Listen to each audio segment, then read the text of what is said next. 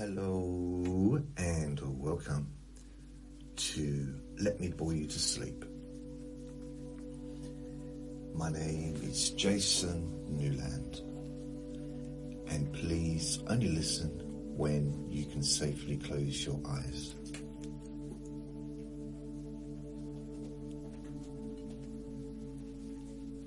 Today is Sunday the 2nd of August, 19.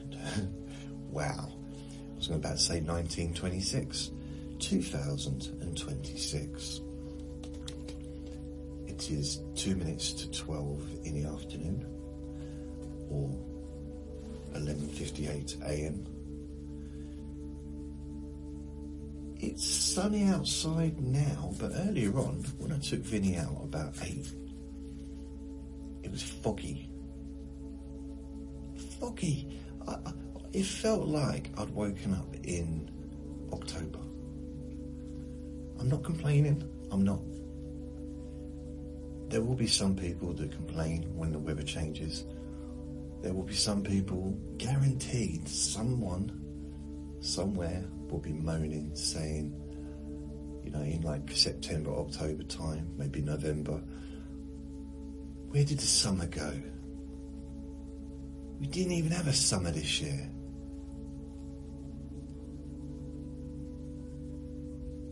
Which is absolutely preposterous. I can't say that word. Preposterous. Ridiculous. Silly. Because it's one of those years that nobody can seriously say that it hasn't been a hot summer. In England anyway. Just nobody can say it, not realistically. And that is something that I've heard for decades. People moaning, oh, where's the summer gone? We didn't even have a summer. Even when it's been nice. I mean, this year's been exceptionally hot.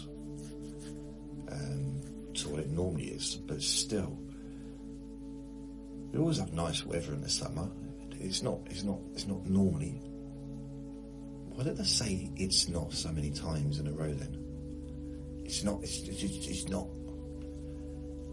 I kind of had this stammer that comes and goes. See? Comes and goes. Sometimes it happens when I'm talking to somebody and I get nervous. I'm not nervous doing this recording because, of course, I'm talking to friends. But if I'm talking to someone that I don't know very well, or they're in the park, or maybe it's someone that I see regularly, but sometimes I can't get the words out. And in the past, I blamed that on, maybe it's because I don't have many real life conversations anymore. Like a back and forth. Because this is very much kind of a one-way conversation.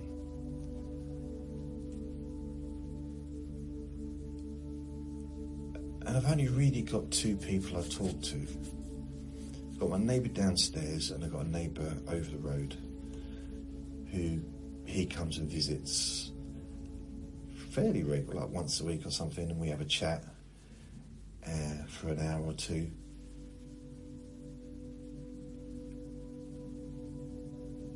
But they're the only kind of, regular conversations I have. And I do have, well, no, it's not true. I've got some friends on the phone that I talk to sometimes. But, as far as in person, although I am meeting up with a friend this week, who I've known since November 2002, and I class him as a close friend, although I haven't really had much contact with him for quite a while. It's like an occasional meet up.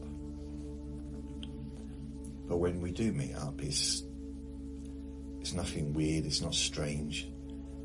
by that I don't mean that I'm dressed as a clown or anything. I mean, it's not both dressed up as 16th century swordsman or whatever. No, nothing like that. It's just like, you know, sometimes you see someone you haven't seen for a while and they're like, oh, I don't know what to say. I had that recently with a lady that I used to work with. I saw her in the post office. This is a while ago probably, but it seems like a few months ago, but I'm not sure. So it's a while back, probably beginning of the year time. And I said, oh, that probably wasn't a good start. I said, I know you, don't I? And she said, yeah. So there was that tone of disappointment that I normally only get when I'm in a relationship. So it's like, oh, okay. I didn't expect her to start doing cartwheels and jumping up and down, setting off fireworks of excitement. But, yeah, she really wasn't pleased to see me. Which, I don't know, I mean, we got on really well when we worked together. But then, you know, that's quite a long time ago, and a lot's happened since then, and a lot's probably happened, well, it's not probably, a lot would have happened in her life. And I might just be like a distant memory to her. I have quite clear memories of her, but she might not have clear memories of me.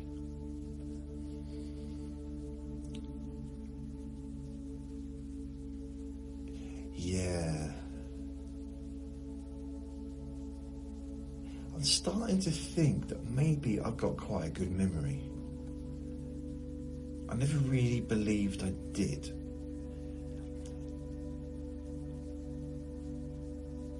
And it's not necessarily a memory, it's not, is it ideation or whatever, photographic, whatever they call it, memory. I definitely haven't got that. I can't remember every single thing that's ever happened. I find that hard to believe that anyone can, but apparently some people can. I still don't believe it. I don't believe it. I don't know why. I find it hard to believe that if I said to somebody, okay, think back to 17 years ago,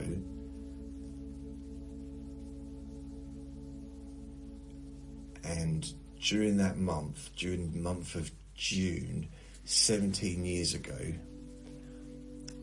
you purchased something online. What was it and how much did it cost? Now that's quite a vague thing that you could answer possibly if you kind of keep track in your mind if it's a big purchase. You know, if you bought a car, then you might remember that for the rest of your life because it was quite a large purchase. If you bought a house, you know, then you're probably always going to remember the month that you moved in. But pretend, I mean, I would. I remember the month I moved into this flat.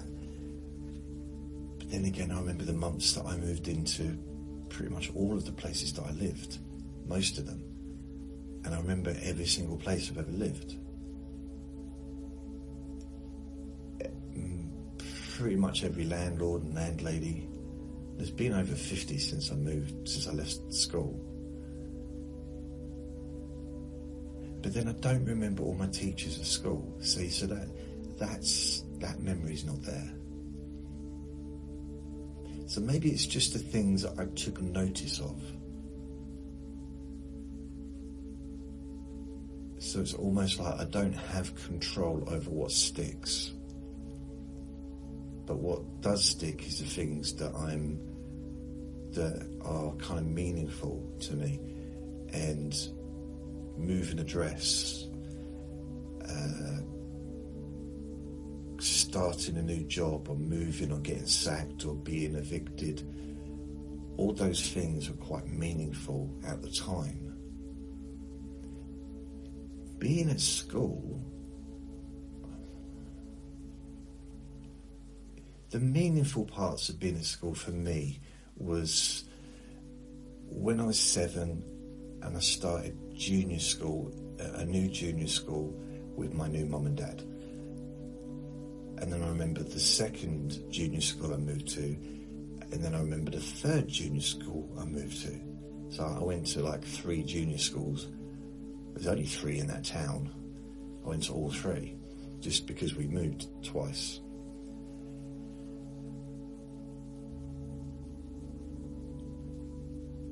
I have only a few memories of the first one, really. I haven't got like huge amounts of memories, although I did get into quite a bit of trouble. The second, that's probably why I remember that, because the police was involved. I was a 7-year-old maniac. I wasn't. It was just I've talked about it before, I won't go into it. But on the second, see, those that haven't heard the story are probably thinking, I can't believe it. For the first time in all this time I've been listening to this weird person, Jason, this weirdo man, he's finally come out with something that might be mildly interesting. He was 7 years old in junior school and did something that involved the police having to come into the school. And he's just brushing over it like it's nothing, and he won't tell us the details. Yet if he finds a bit of fluff on the carpet, he'll talk about that for an hour and a half.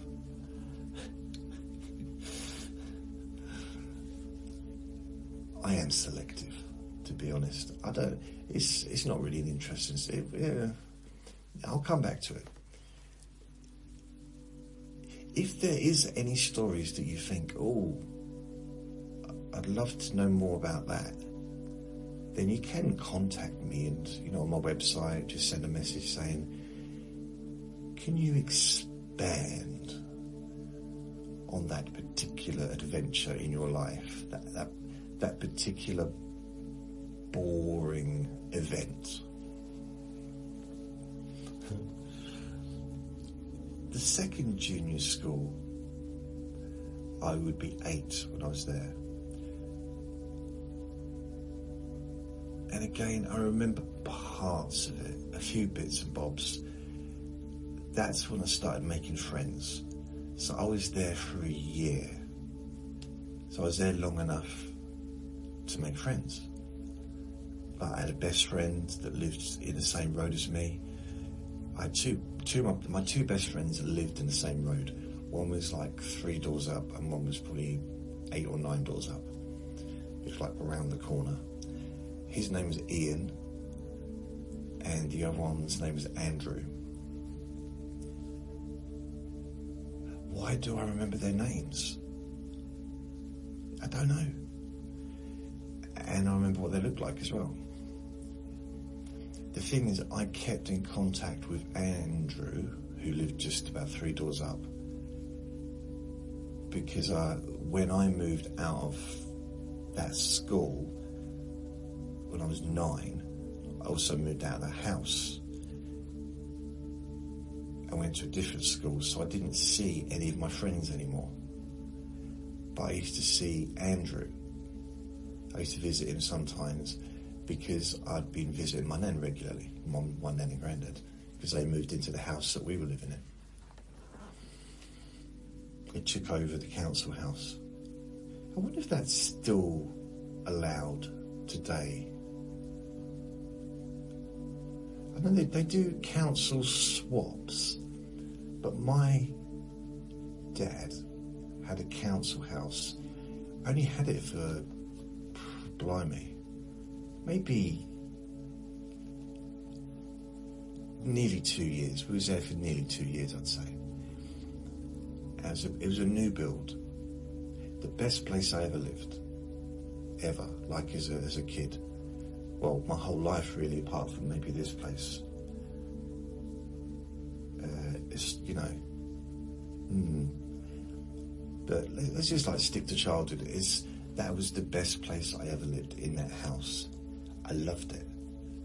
Everything about it. You know, it was perfect for me, really. Just everything kind of was great. School was just round the corner, a little bit of a walk, but everybody, all the kids from the estate that I was on were all going to the same school.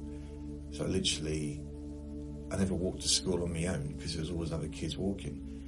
And we had a lollipop man, and me and my friends, or if it was just me on my own, would say, "What flavour's the lollipop today?" And it'd say strawberry or banana, depending on what mood he was in. Sometimes he'd just hit us with it or chase us. But generally, for those that don't know what a lollipop man is, or a lollipop lady, we just happen to have a lollipop man, but you could have either. Maybe the correct term is lollipop person, or probably traffic controller nowadays.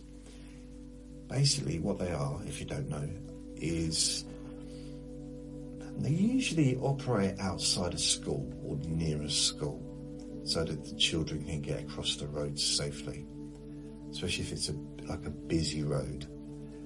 So what they do is they get the kids to stay on the pavement,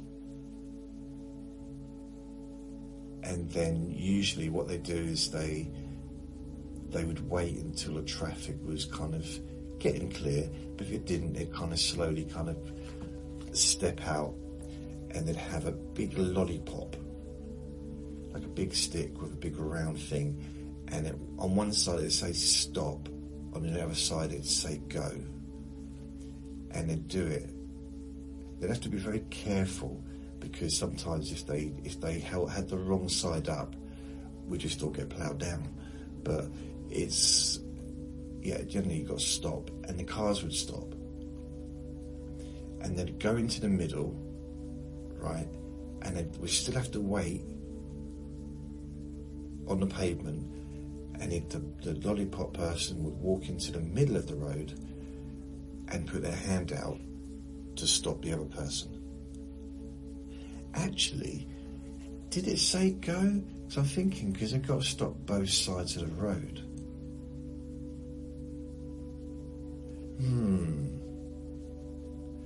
I'm not sure. But anyway, they go to the middle of the road and stop the other side from coming. Then they'd he'd go with his hands, like, you know, when you want someone to come to you, not aggressively, but just like, you know, wiggling his fingers basically, and we'd all kind of cross the road, and then we'd say, what flavour is your lollipop today, lollipop man? He was friendly, he was nice, he'd never chased us. He was never grumpy. I think there was one time he was a bit rude. I think he must have had a bad day or whatever, but he said, I remember him saying to me, "You're 25. You're too old for this now." And okay. So, you know, it was a bit of a shock. But it was nice. Sometimes it's nice, even at 25, even at like when you're an adult. I just talk for my own personal experience. I like to do things that I used to do when I was a kid. So the only two things I can three things really. One of the things I used to like to do is go on the beach and just, well, not even on the beach, maybe on the prom, sit on a chair or bench and just stare out at the sea. I always used to like doing that when I was young, and I used to do that even when I'd moved away to London to get away from that place. When I visited my nan and stuff, or my dad, I would go down there and just gaze into the sea. Well, not into the sea, but into the distance. Because apart from the odd ship, sometimes there'd be nothing there. And it was nice to be able to look and have nothing that I could focus on.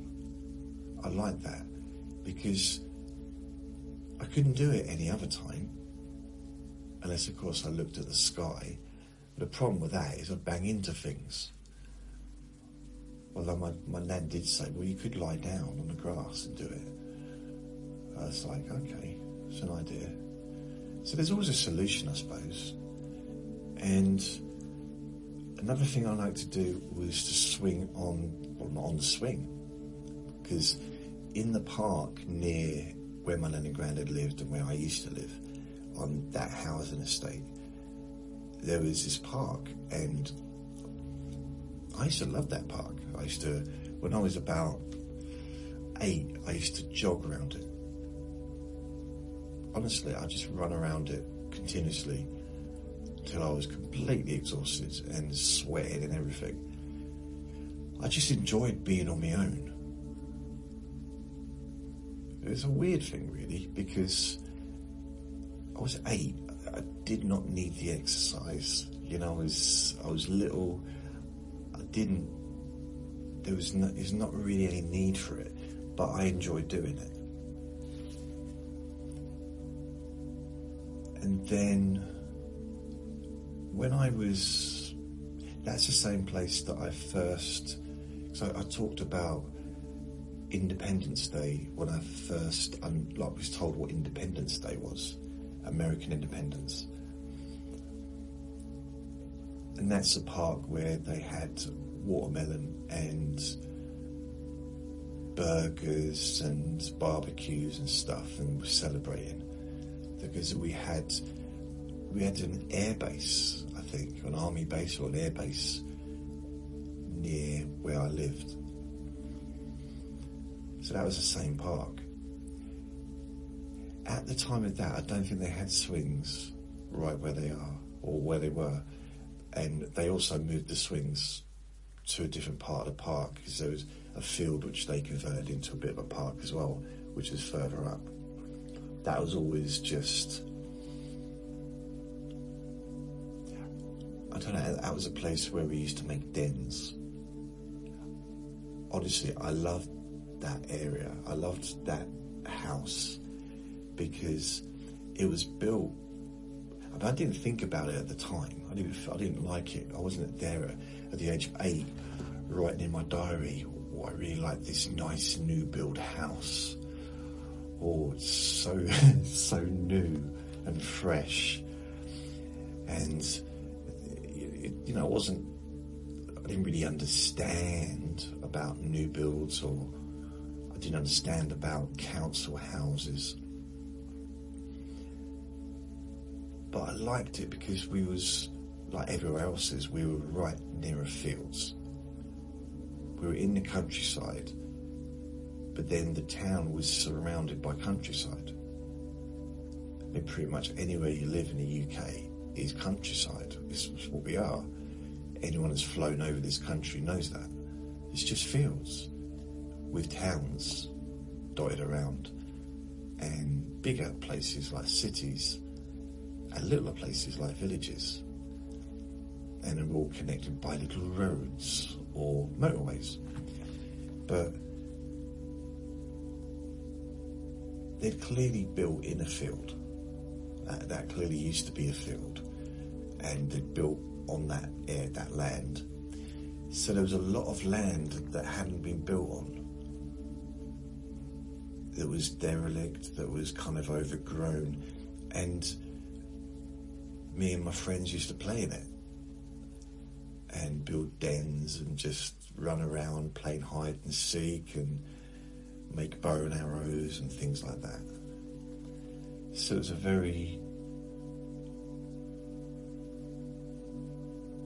it was fun. You know, I'd be out all day on a Saturday playing. I say all day, I'd get home in time for Mork and Mindy. How did I know what time to get back? Because I don't think I ever had a watch. Unless I did. Maybe I did. I used to like Saturdays. It was very leisurely. We'd get up, didn't have to get up at any specific time on a Saturday. Although generally it was a small house, so we'd all pretty much wake up the same time. Plus, I was young and I wanted to wake up early, really, to watch the cartoons. Saturday morning cartoons with my brothers, actually. And they shared a room together. They had bunk beds, and the parents were in the other room. I mean, I was in a box room. It wasn't a big room to sleep in. It wasn't really, not really a bedroom-sized room. I don't think you'd legally be able to rent it out as an actual bedroom. I might be wrong. I mean, when I moved out, I know I'm thinking of something else. When we moved out, that room, when my nan and granddad moved in, they just had it as a box room. And then when my granddad passed away, my nan had a bed in there. So I used to stay in that room. There'd be a double bed in the spare room, and that'd be pretty much for her kids to stay in if they visited, the ones that weren't in that town, which was my 2 uncles and my 2 aunties. My dad lived in the town, so he didn't need to stay over, although he did live with them for a little while, I think, at some point. I stayed there for about a week. This is when I was living at my step-grandmother's flat on the camper bed. They basically, during that period, they went on holiday twice. They left me there the first time. The second time, she refused to leave me there on my own. So I think I might have made a mess or something. So I stayed with my nan and granddad for that week, because I was working in a chip shop as well. I felt welcomed by my nan, but not really by my granddad. I think he liked doing his own thing, he had his own routine, and I don't think he really wanted me around. But then I wasn't really around much because I was working most of the time. I was really only there in the evenings, and it was just for a week. But I've got quite fond memories of it, actually. There's one, I always got on breakfast, got fed, in fact, I might have even got a cooked breakfast, which was good. There's one particular memory is UB40 had a song out called Our Own Song. And I think it was around the same time as Kingston Town, that kind of period. So it was 1986, probably around, I don't know, August, September time maybe, and maybe the summer, but it was in 1986. And I remember that there was a concert, a live concert on. It wasn't, I don't think it was live as in being broadcasted live, but it was a broadcast of a live concert by UB40. And they were in somewhere like Spain or somewhere like that. And I'm sure there was like a big castle in the background and beautiful scenery. And I watched the whole thing. I just wanted to hear him sing Our Song, because I really, really loved that song. That was, before that, Red Red Wine was my favourite UB40 song. And if they had never done Our Song, Red Red Wine would still be my favourite. And I still love it, but Our Song was I don't know I don't even know why, but I just really, really loved it. So I remember staying up, watching the black and white TV that was in the room that I was going to say rented, but I was sleeping in. Ironically, and it was on quite late, it was on about 11 or something, so I was like keeping the noise down because I did not want my granddad coming in and telling me off. I really didn't. I was scared of him. And it wasn't that he'd ever done anything. He'd never done anything to harm me. I was just scared of him because he was quite a stern, I don't know how to explain it really. I mean, he was a former soldier. I mean, not only had he served in the war, but also he'd been in the army for 12 years before the war, the Second World War. So he was a military person. And then he worked for the government after that. So he had an aura of, I'm not going to say authority, but an aura of don't mess with me. Sort of, I don't know, not really explaining it very well, but yeah, and it's the same with all the family with him. All his kids showed him respect, and even as adults, even in their 30s or 40s, even 50s, yeah, they would not talk back to him. His word was the final word. They'd definitely say something behind his back, they'd like, what was he on about? But, you know, yes, Dad, that's what they would say to his face. Because he just had that sense of, I don't know, authority. I'm not even sure if it's that, possibly.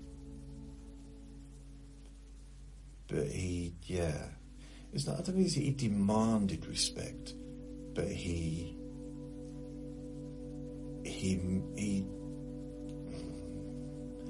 milked it. I don't know if it's the right word. I was thinking he suckled on the teat of respect. That doesn't make sense. So maybe not. And my nan was completely different to him, which is weird because I've noticed that some people, when they get married, well, not necessarily married, but when they've been together a long time, they start to take on personality traits of each other. So one might be one might be a bit negative, now one might be super positive. But after a certain amount of years, the negative person won't be quite as negative, but then the really positive person won't be quite as positive. It's almost they've taken on each other's stuff. And maybe that's just the natural way of things. Yeah, I was thinking of someone, and it's amazing that sometimes they come out with stuff that sounds just like the person they married. And they would never have come out with something like that 30 years ago. And the reason I liked them is because they weren't anything like the person they married. But yeah. But on the flip side, the person they married has really changed in a better way. So it's kind of, yeah. Plus age as well, we changed, don't we, with age. I know people that used to be proper bubbly and all that stuff, and perhaps they're not like that anymore.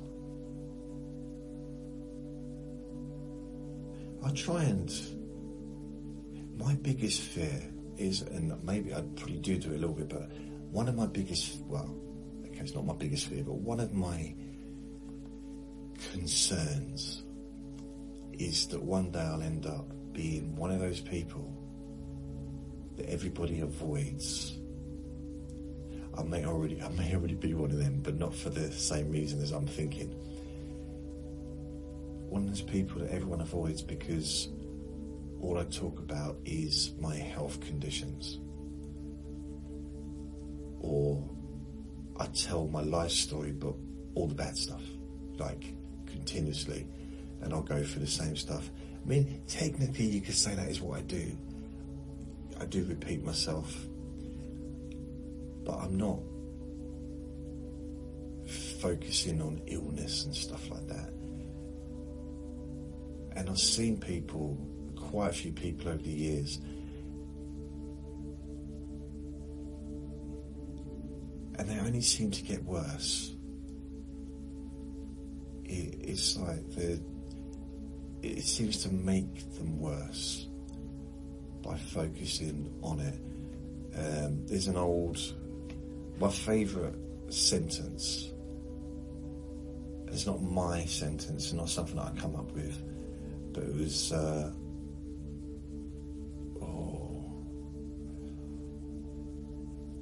do know the name, but it's gone out of my head at the moment. But the sentence is, we become what we think about. And I do believe that, and I do try and live my life around that one sentence.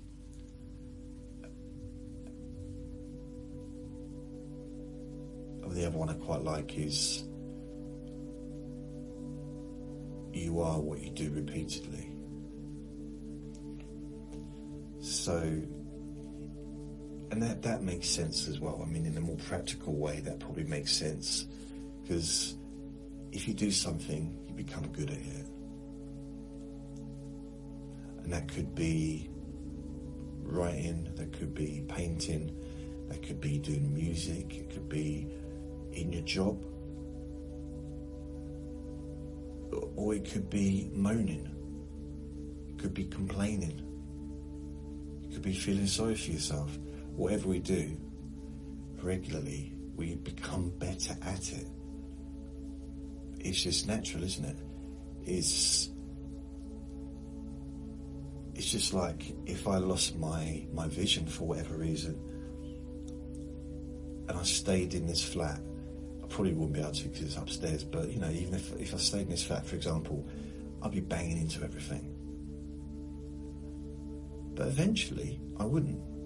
Eventually, I'd be able to manoeuvre and probably imagine never bang myself unless someone moves something. That'd be Vinny. Because he's so cheeky, I know that he'd start moving furniture around just to wind me up. Move a chair away, move the bed to the other side of the room, just so he can have a giggle. He's a naughty boy. You don't realise, you think he's so cute. No, he is a cheeky little monkey. That's what he is. All I'd hear all day is just him giggling. First of all, he'd hear the thump of me landing on the floor, thinking it's my bed and I'm on the floor. Or maybe I've landed on a table because he's moved the table there. And just him giggling. So yeah. Now, before I had a dog, I've never had a dog before. Vinny's the first time. And I used to find the guide dogs for the blind phenomenal. Like, wow. Since I had him, I honestly don't think I could ever trust a dog to help me cross the road. And I know they're trained, I know it's amazing, they're brilliant, and they change people's lives, I know that, I'm not mocking that. It's just, what if I get a dog like him, with the same attitude that he's got? He'll be pulling me into traffic. He'll be tripping me up. You know, he's like on purpose. He's a cheeky monkey. No. I couldn't trust a dog.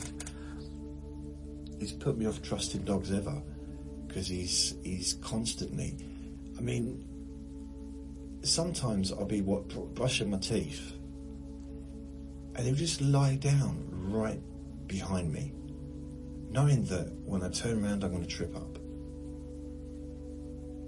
Other times he purposely trips me up. Do you ever see, I'm trying to think, like with his hands, he'll put his hands around my ankles as I'm walking, trying to trip me up. It's all a joke to him. Don't be puffing and huffing down there, Vinny. I can hear you. I know you're awake. And he knows I'm talking about him. The other place I used to like to go, I used to like to play on the swings in that park in my 20s, even in my 30s. And this might sound weird because, like, you know, adults, what you do playing on the swings when you're an adult. I wouldn't do it if there was anyone else around. And I'd visit my nan. It would usually be during the day, if on my day off or whatever. And I'd just have a little play on the swing, because it reminded me of being a little kid. It reminded me not just of being a little kid, but being a little kid in that park. Where I used to live up the road and visiting, because it was hard to forget the park and hard to forget the house, because my nan and granddad lived there for decades afterwards. Well, my nan did anyway. She was there till about 2012, I think. So from 1979 to 2012, how many years is that? 25 years? 79, 89, 99, 2009. Wow, isn't it? 79, 89, 99, 2009, 10, 11, 12. So it's 33 years she was living there. Or 32 years. It might have been 2011 that she moved into sheltered accommodation. I don't know exactly. I'm not 1,000,000% sure.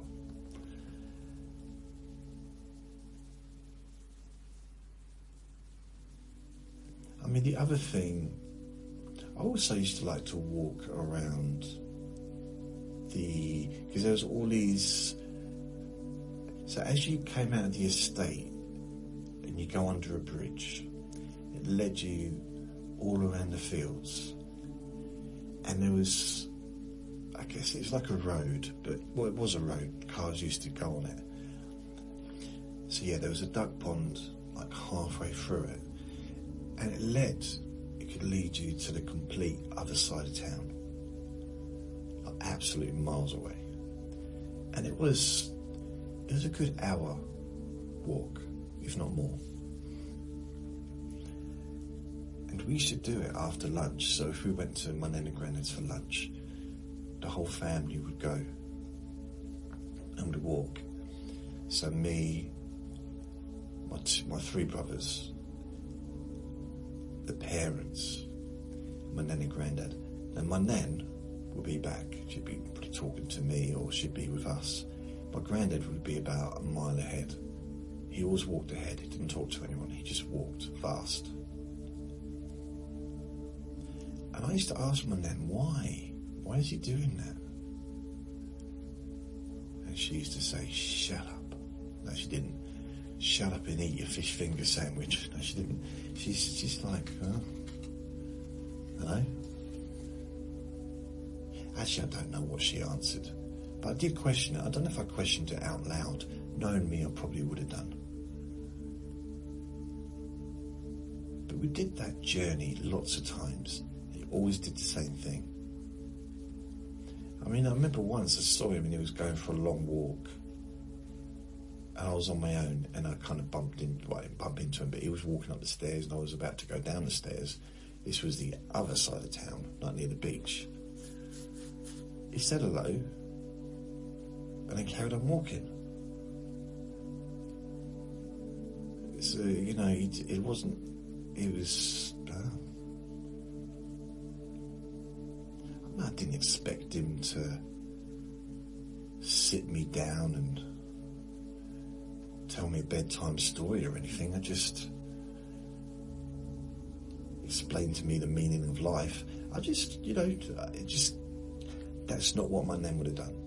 But then they were two very different people.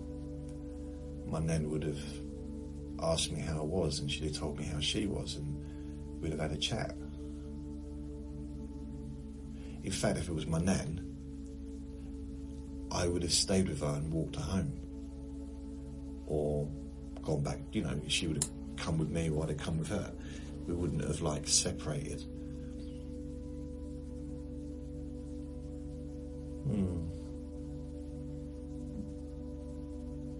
I miss seeing her. Yeah. But I'm glad they moved into that house. I'm not glad that we moved out of the house, because that was the best period of my childhood. And that was probably the happiest time of the family. But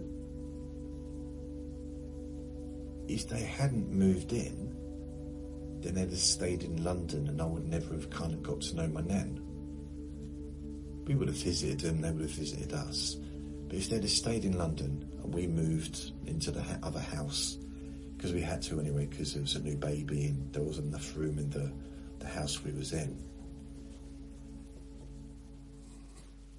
And I wouldn't have got to know my nan the way I did if she'd have been in London. Saying that, I moved to London, didn't I, when I was 20? So potentially I would have seen her more often than I did when I was in London. I didn't think about that.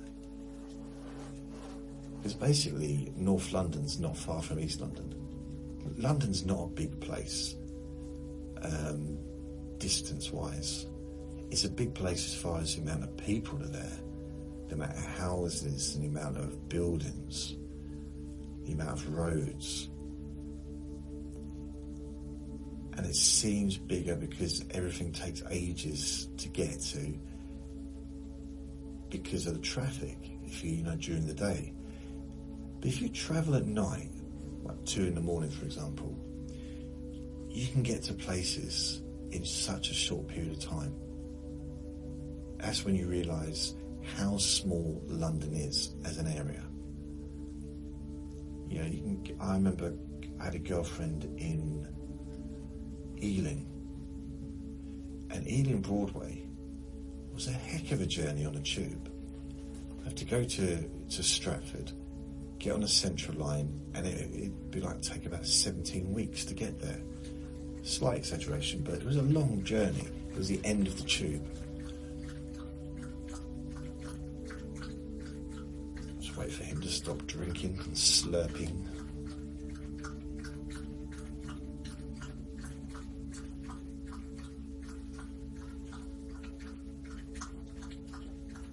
That's a lot of drinking, isn't it?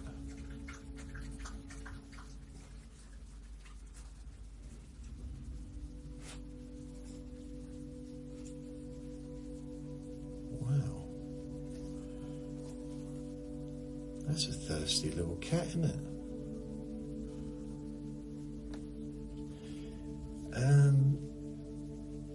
How do dogs know to drink out of a bowl?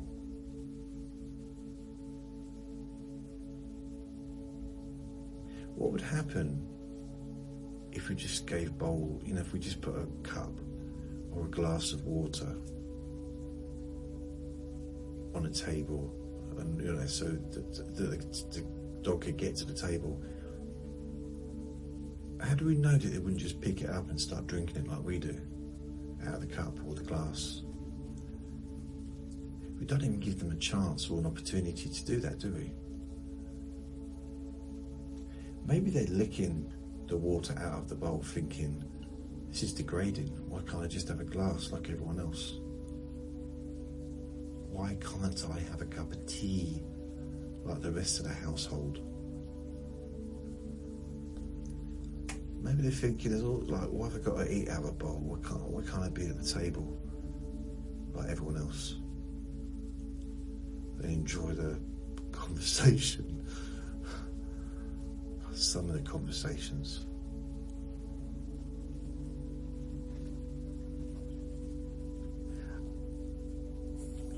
Yeah. That was really, I think the only 2 meals of the week I quite liked at home. Not food wise, but like as far as atmosphere. Outside of Christmas, I mean, Christmas was pretty cool the whole time, but I like Saturday lunchtimes and evenings, because what we used to do on a Saturday is my mum would make me burgers, or make us all like burgers and chips, or pizza and chips, stuff like that. So we'd come home from playing, have that, and then go out again. In the evening, it would be like a buffet, so there'd be plates and dishes of crisps. Well, the dog was barking in the garden again. It sounded like an echo, but a higher-pitched echo in the distance. And then I realised it was another dog. And I thought to myself, oh no, not 2 dogs. When 1 dog is clearly enough to deal with.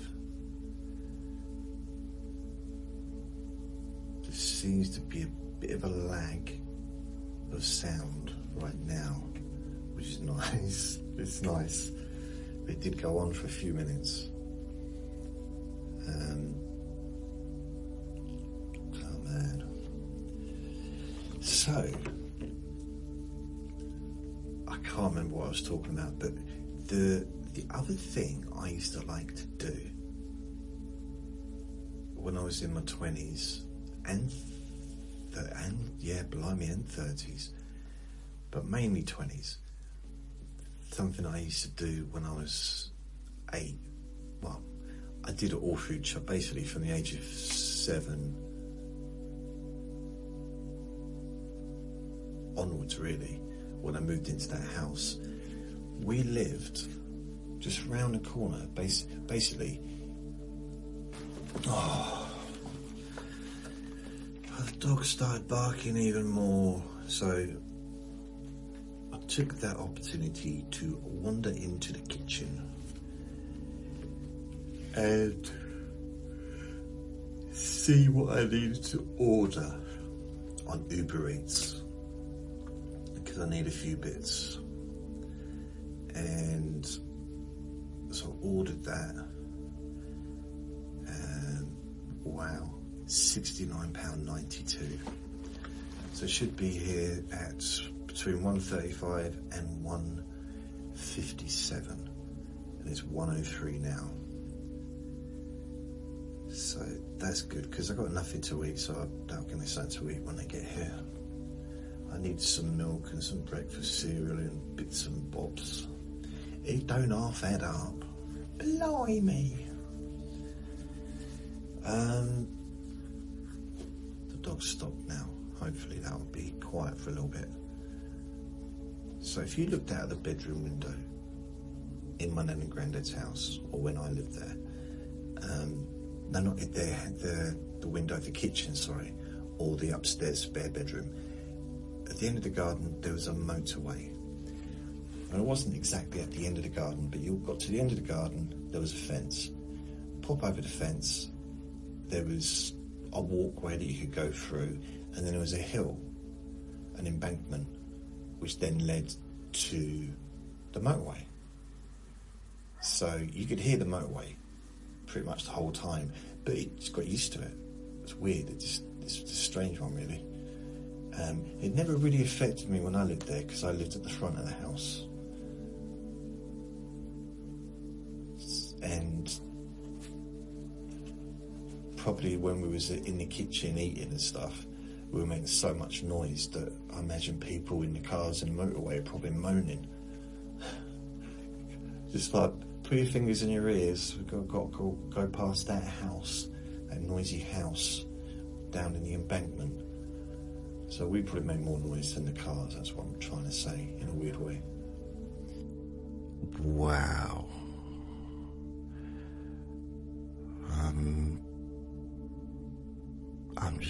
I'm gonna have to, got hiccups now.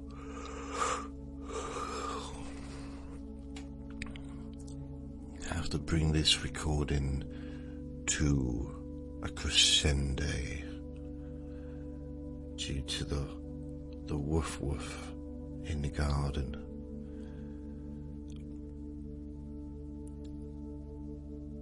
Never mind. I'll be back again, hopefully tomorrow. So thank you for listening, and remember to be kind to yourself, because you do deserve to be happy. And be gentle with yourself. You deserve to feel safe. Lots of love. Bye.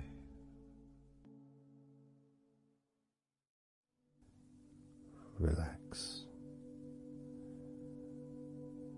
in a more deep and meaningful way.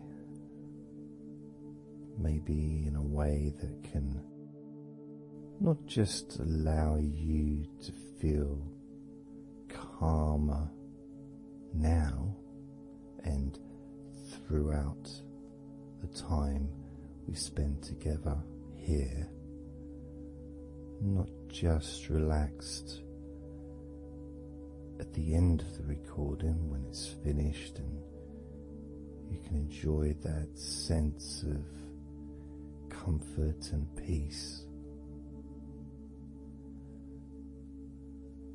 but also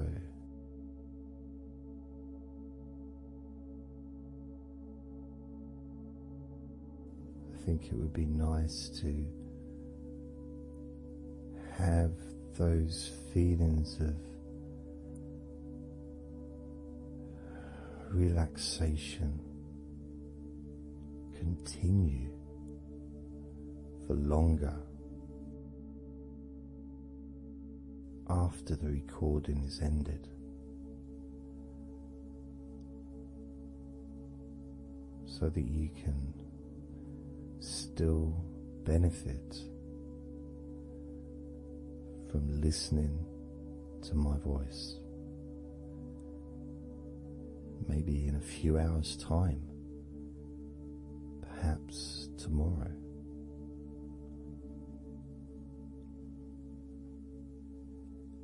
And then by listening regularly, especially if you find, like some people do, and myself as well, sometimes I find one particular recording that really resonates with me, and I just listen to it over and over again, like every morning, every evening.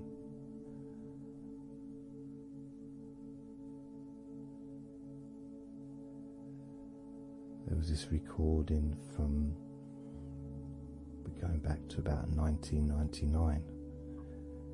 It wasn't hypnosis, but it was a guided visualization, so it kind of was hypnosis really. And I managed to find it again, and it still has the same effect on me. And part of it was person's voice relaxed me. Just felt so peaceful, and I'd look forward to listening to her in the morning and in the evening.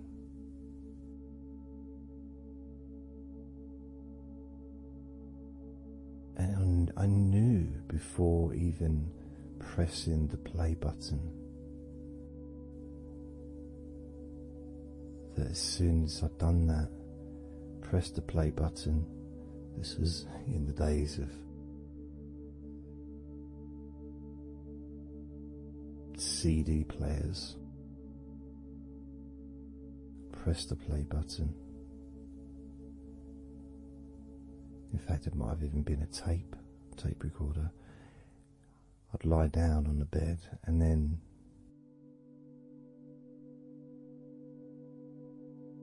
even without necessarily listening to her words,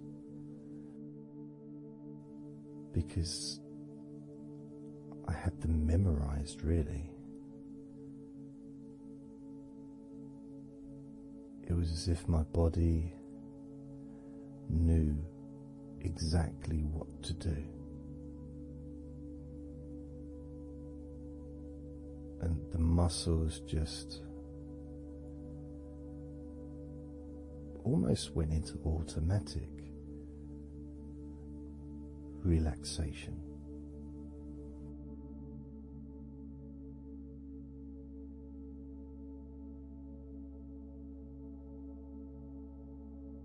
And I remember my mind would slow down.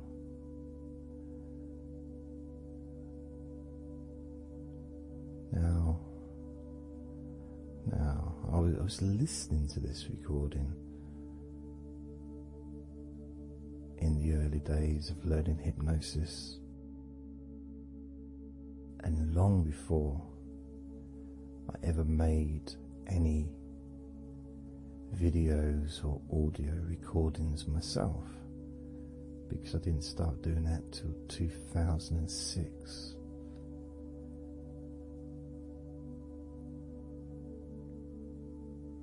But I knew how helpful I found being able to just let go, to have that trust in the person that I'm listening to.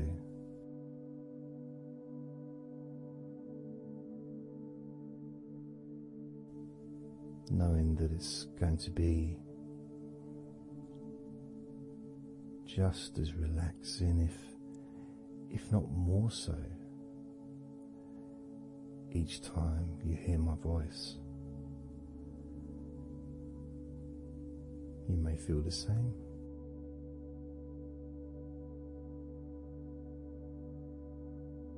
Some people have been listening to me for over a decade.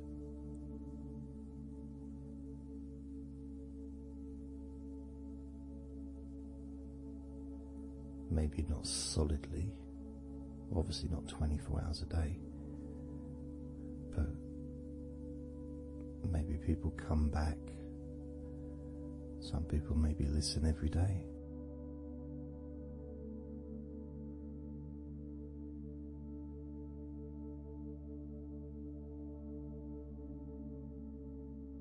And something that I do, which you may not realize by listening, is when I record these recordings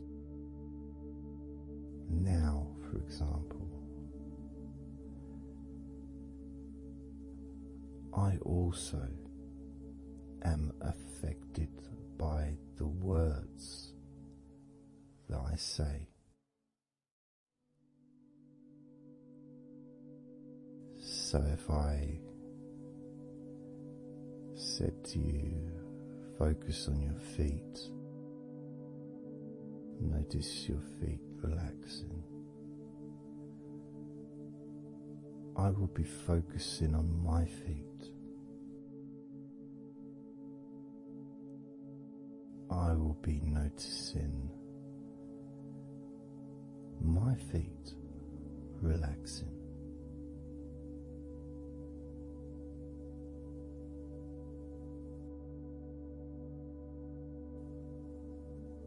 If I said focus on your hands, and maybe notice the difference between each hand. Perhaps notice the air in the room, the temperature of the room on the backs of your hands.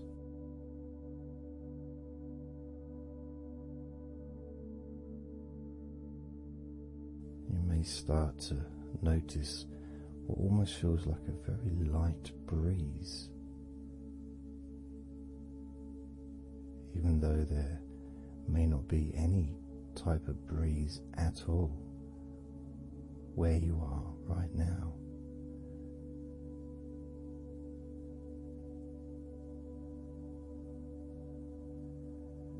And as you become aware of your hands,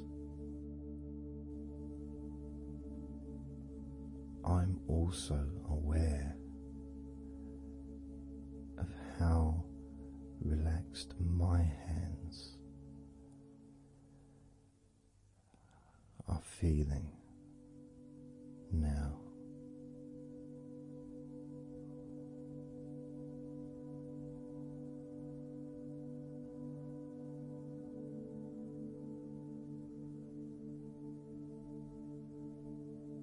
And when it comes to potentially drifting off to sleep, which may be the reason you're listening,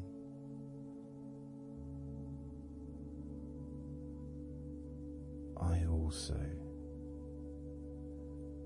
feel drowsy when I make these recordings. I also notice my mind drifting.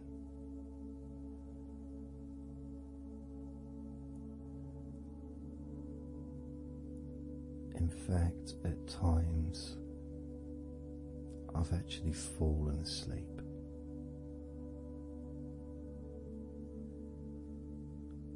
Without even noticing. And then I carry on talking.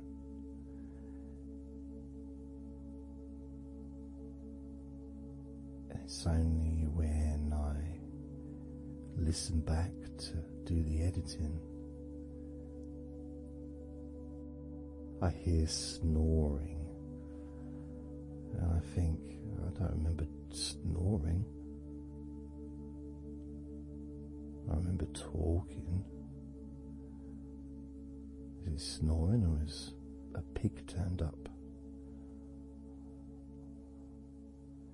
That's what I sound like when I snore.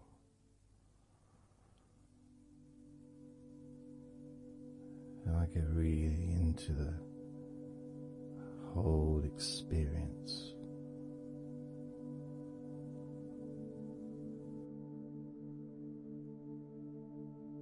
I don't know how you feel.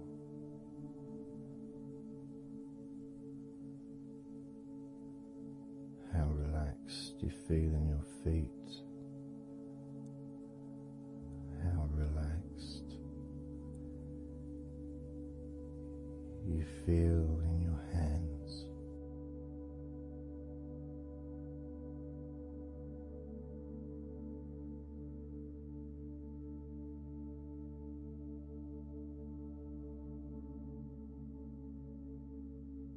I have noticed more and more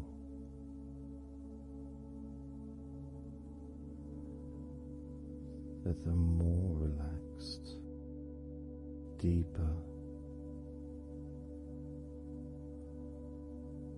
level of comfort you feel easier your breathing becomes.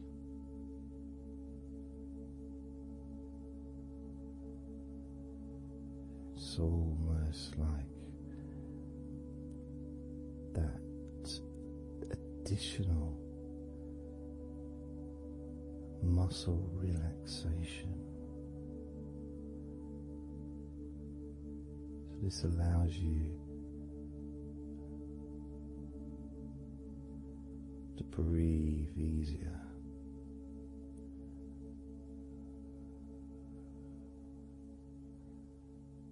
Without necessarily focusing on your breath.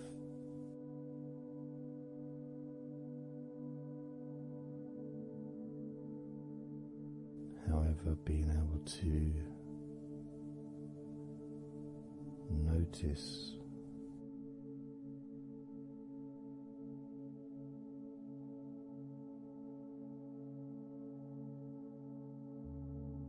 the ease in which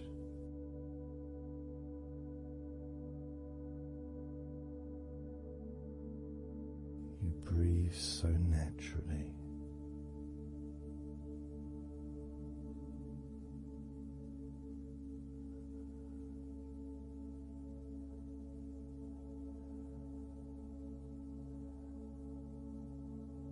Breathe so very easily and smoothly.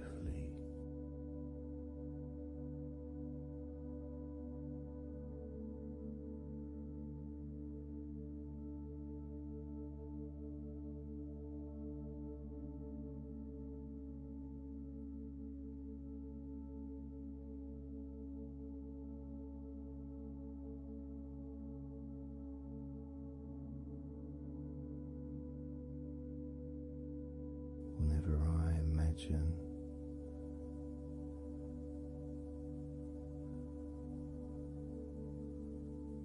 my breathing improving,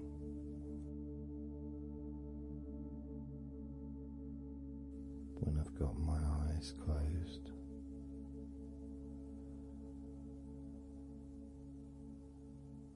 I tend to visualize a beautiful field with trees and flowers,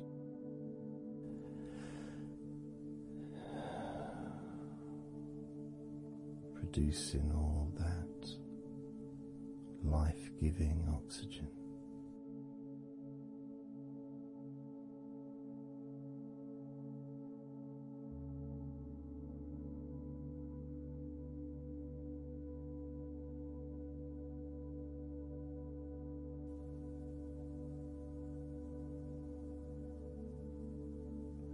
Feels nice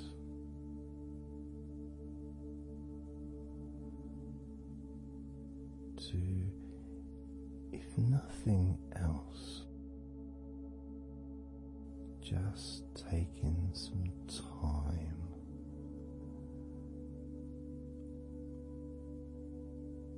away from everything.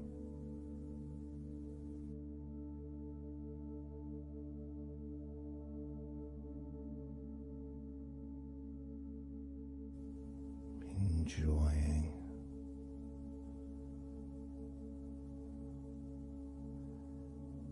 that feeling of peace, serenity.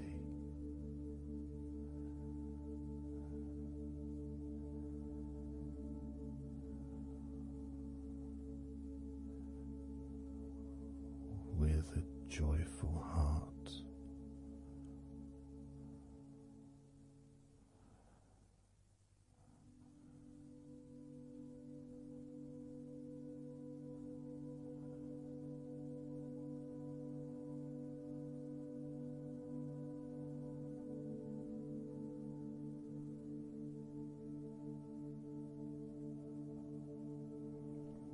time seems to just drip by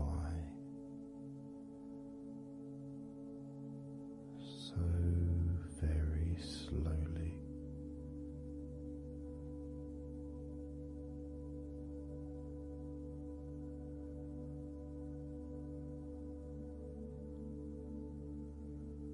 Relaxed,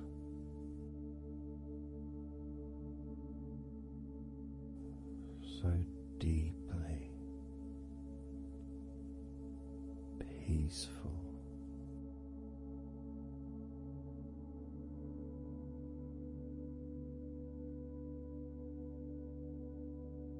Completely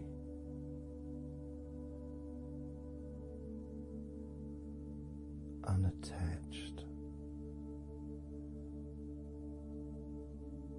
to any thoughts whatsoever in this moment.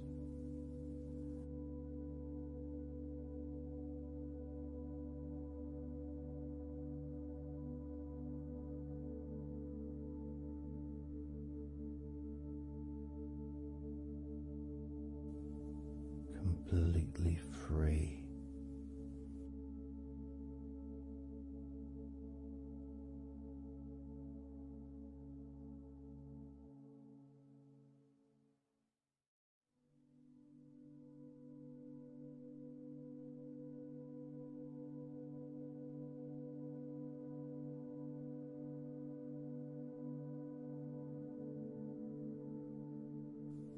Noticing that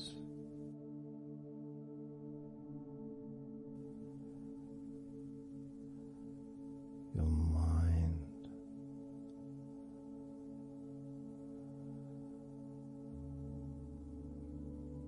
has slowed down.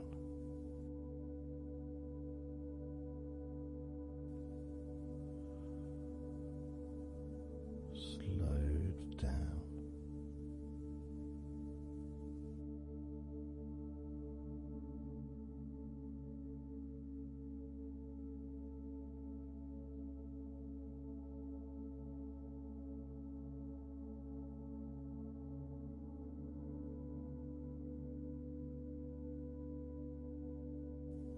Because nothing really requires your attention.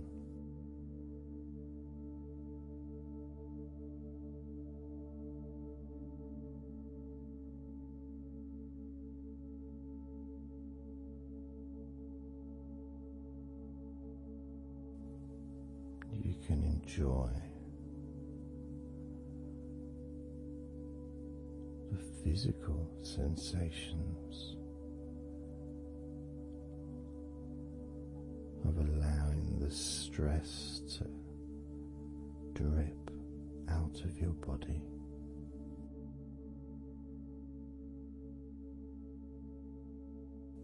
Drip in out of every part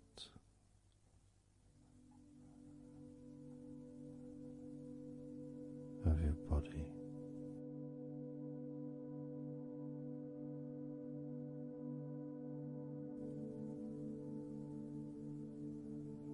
And being released from your brain and your mind.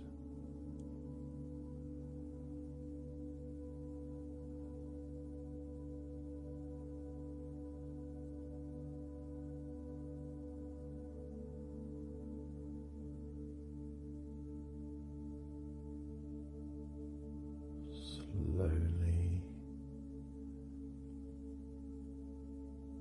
but surely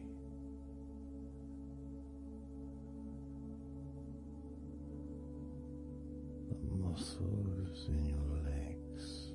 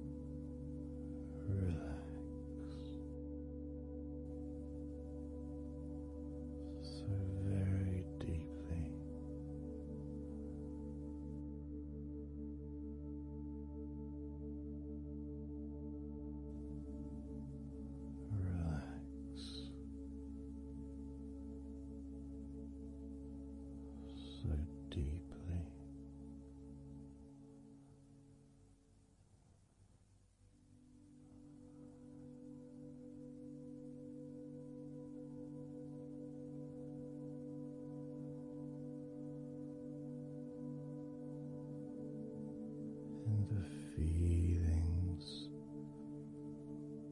the pleasant feelings in your arms and shoulders.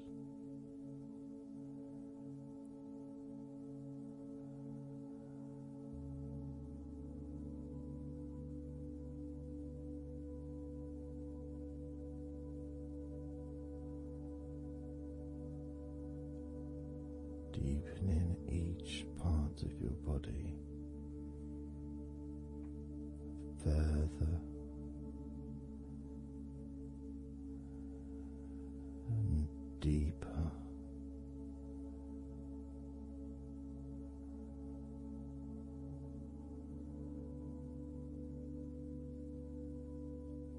and deeper.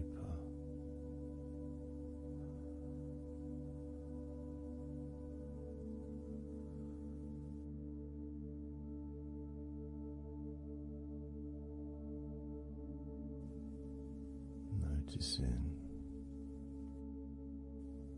the feelings in the back of your neck,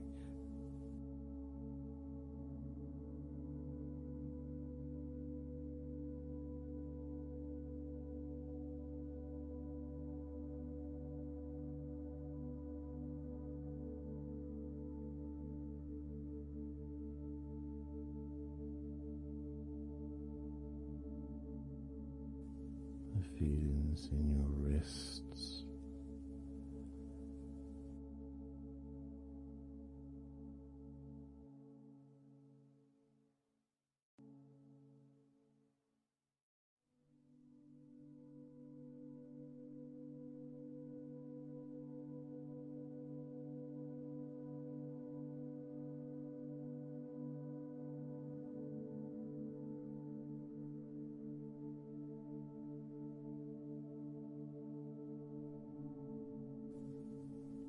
muscles in the front of your body,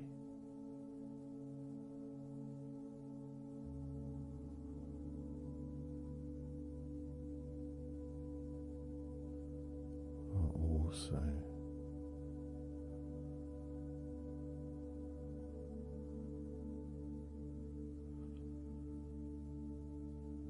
feeling peaceful.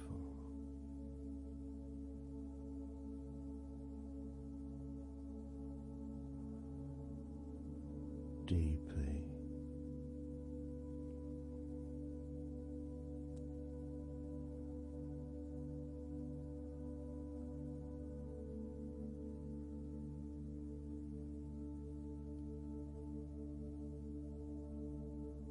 there's a sense of peace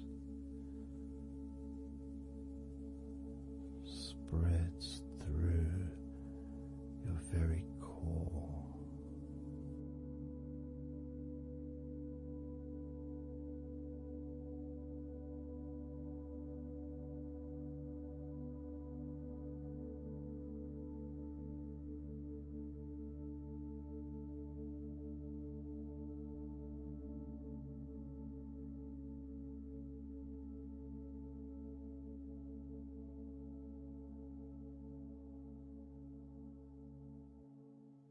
Even when you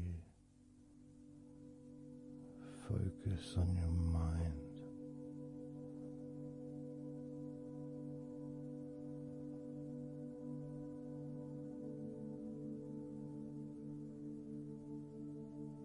your mind becomes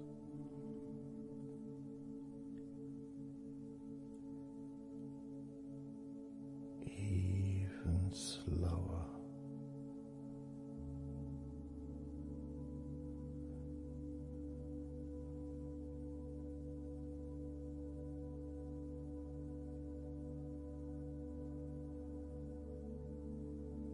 Even deeper.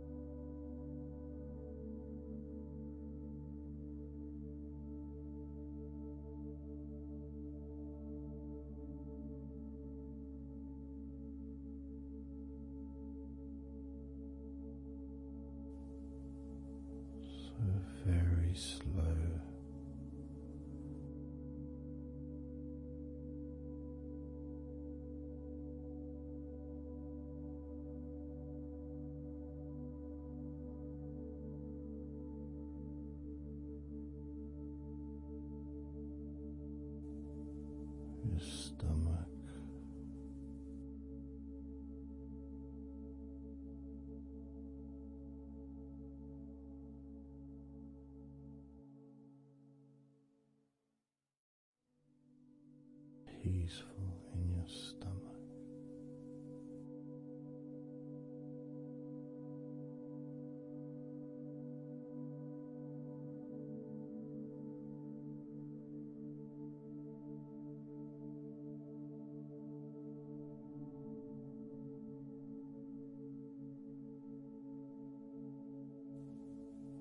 Your back,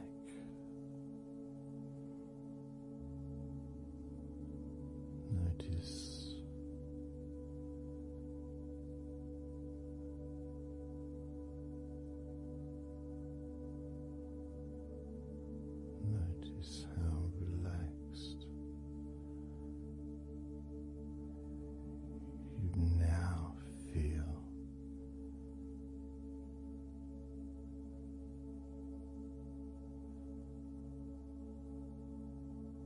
In the whole of your back.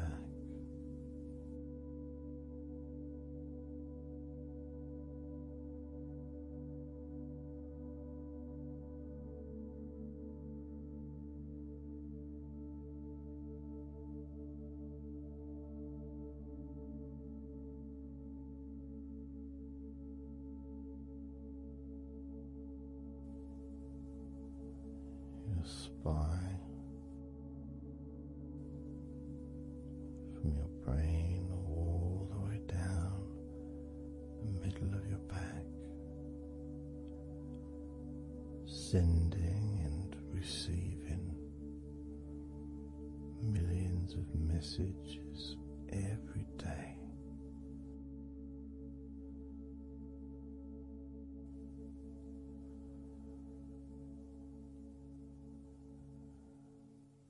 Deep comfort increasing.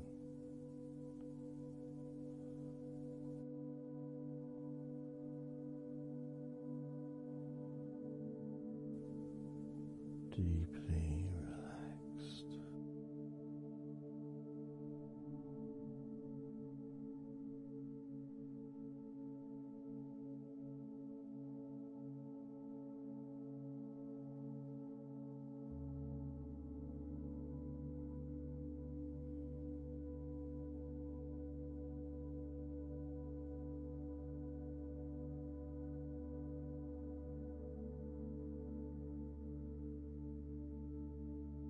Your knees,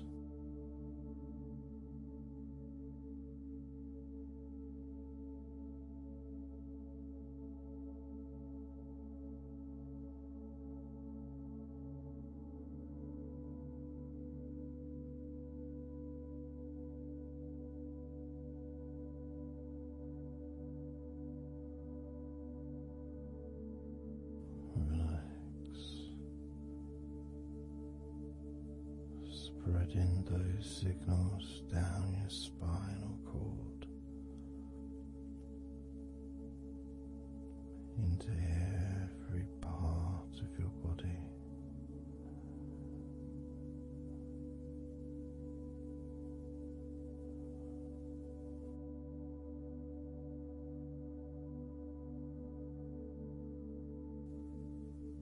Your shins and your calf muscles.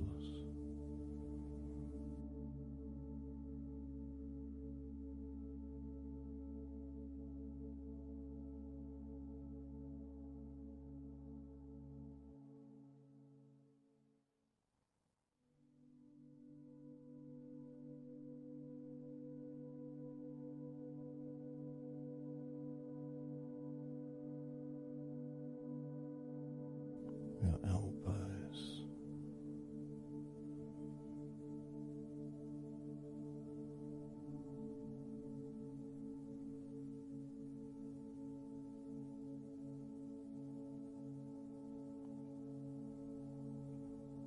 feelings of peace and tranquility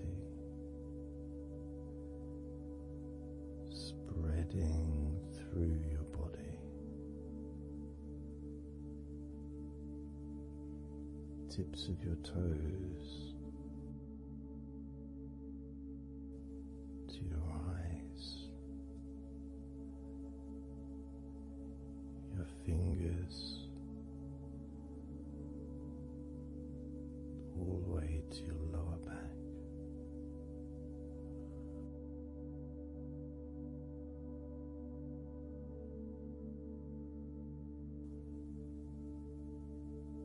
And letting go, really letting go.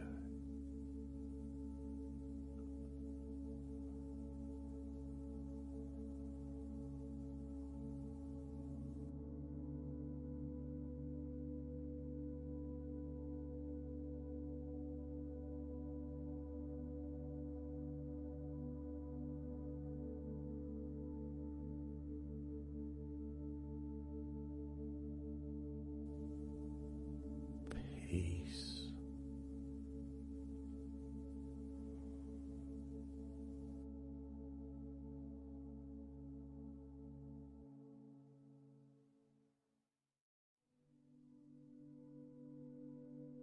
Drifting.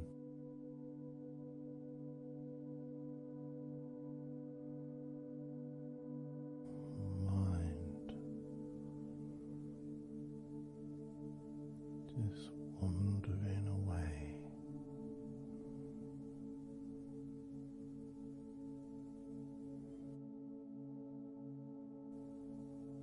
Happy to let go. Let go.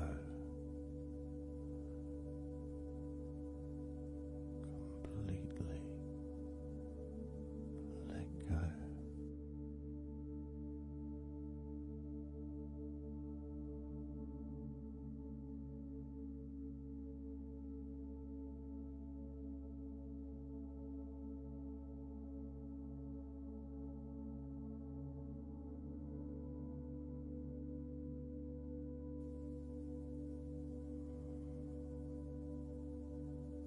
So tranquil.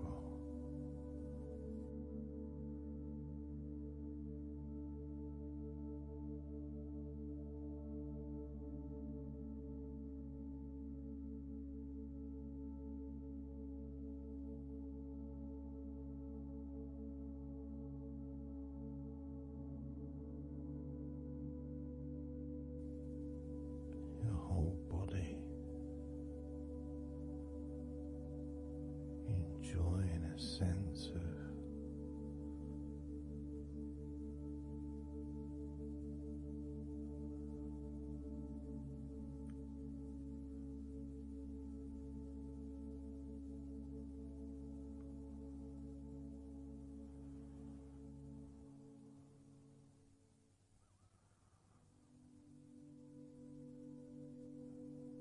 letting go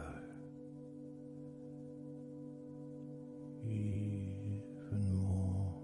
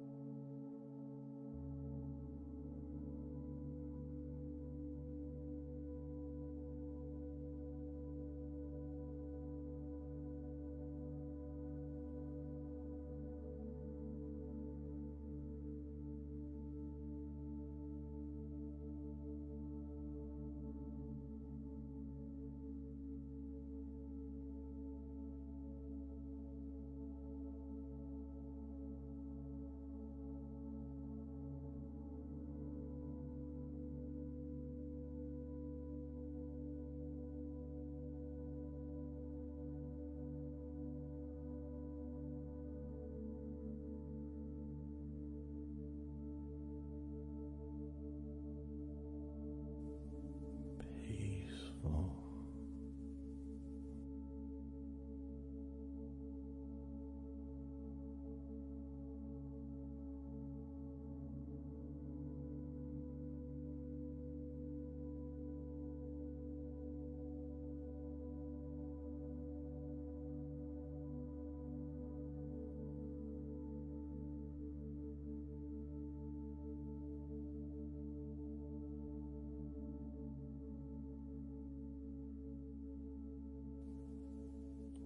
Enjoying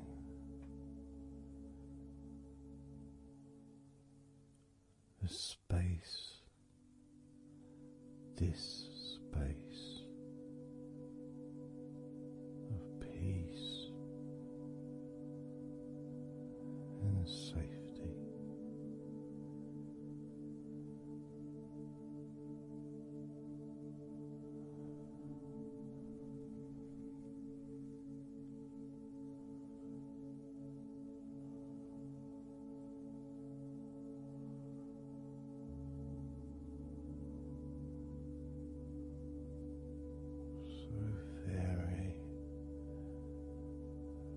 Very relaxed.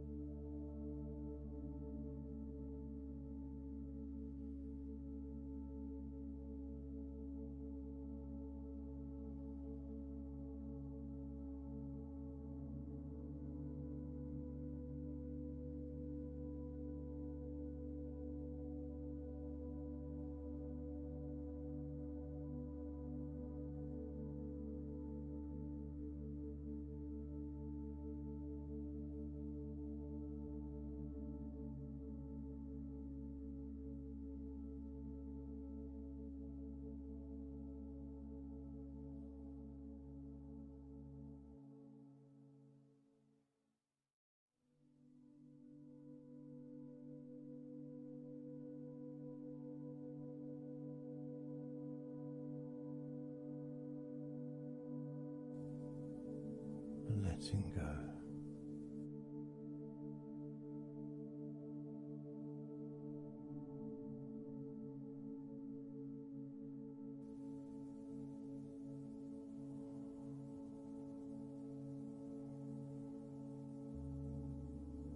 Maybe we can just focus on the different parts of your body. Just to notice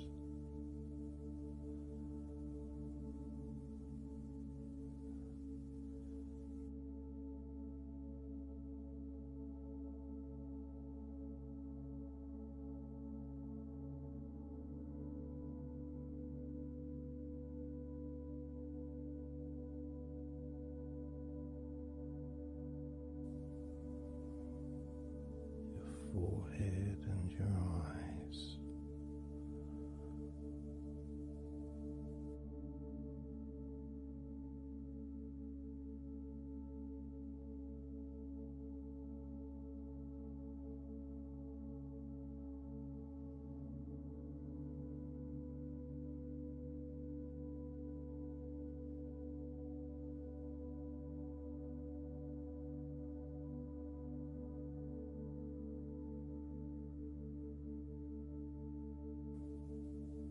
Your jaw,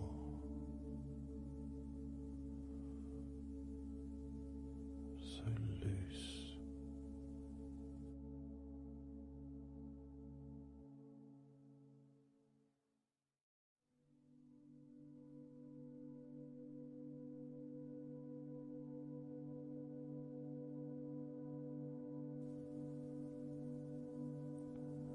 Noticing a sense of complete freedom.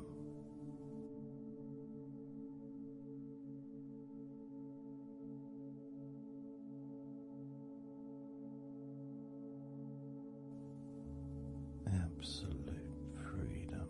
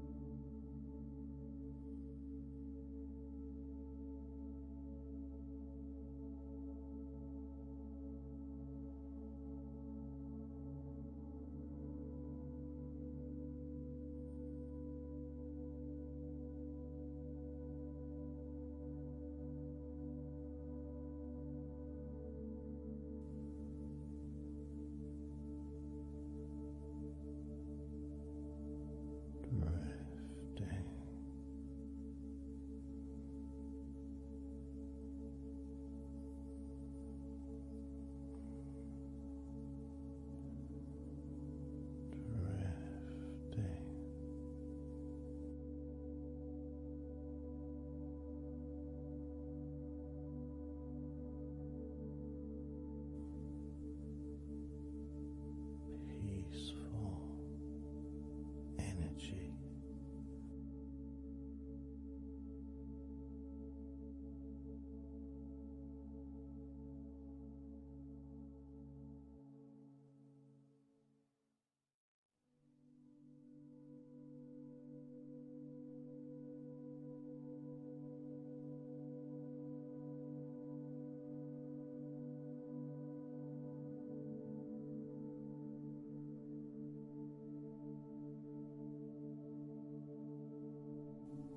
Peace to breathe, so much easier.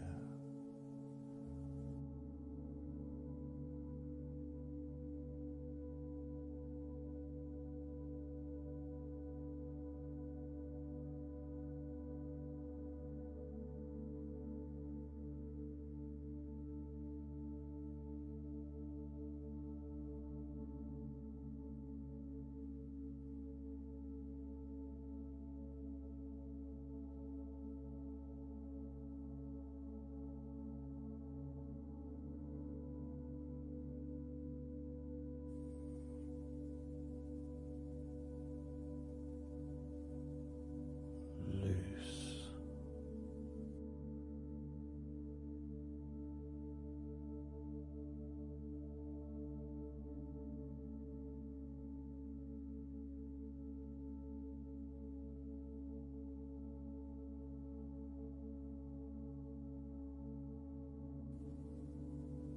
You may have or may not have noticed your mind drifting.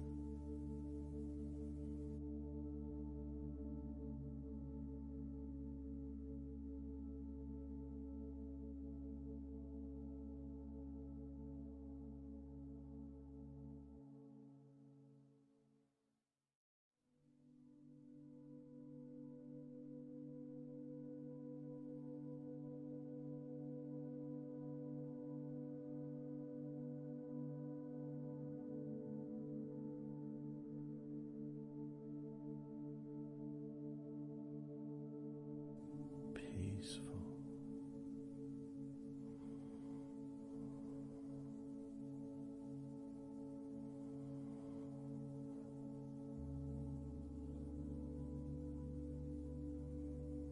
Moving even more deeply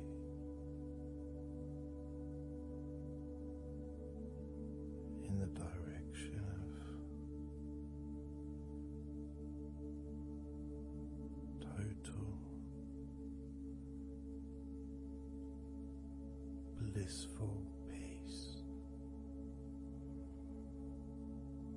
Blissful peace.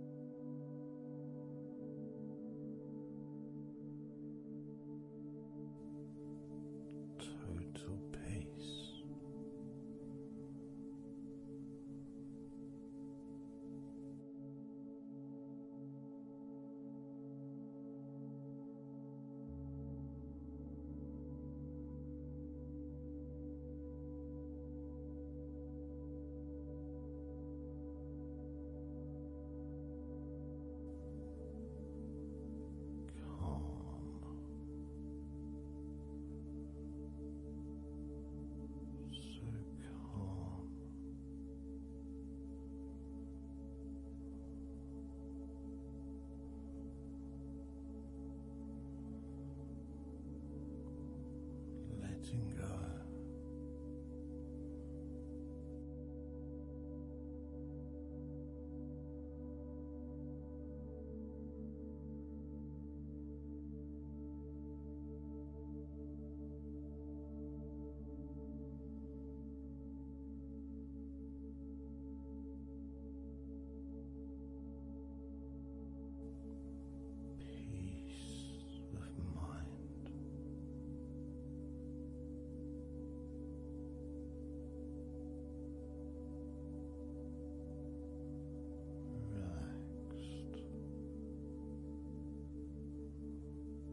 Body.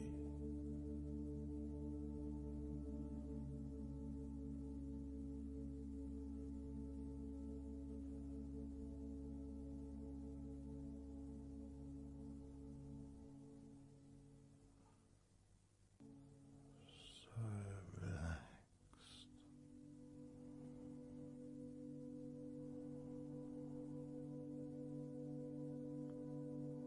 So relaxed.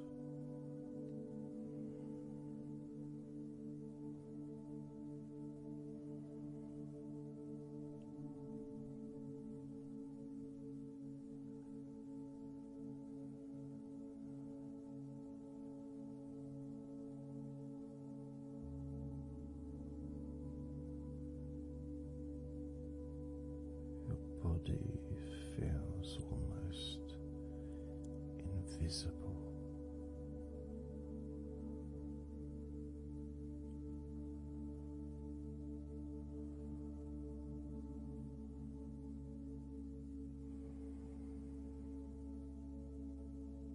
So very relaxed and peaceful.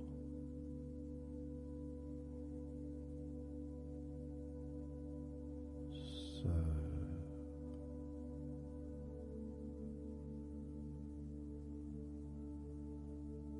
peaceful.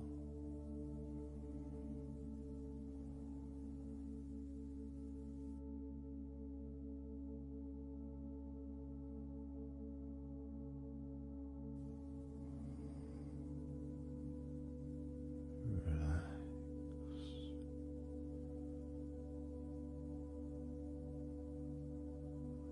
Let go.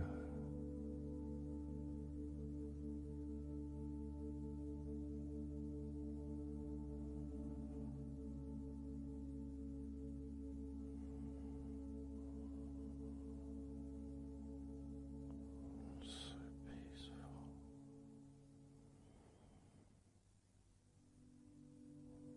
So very, very peaceful.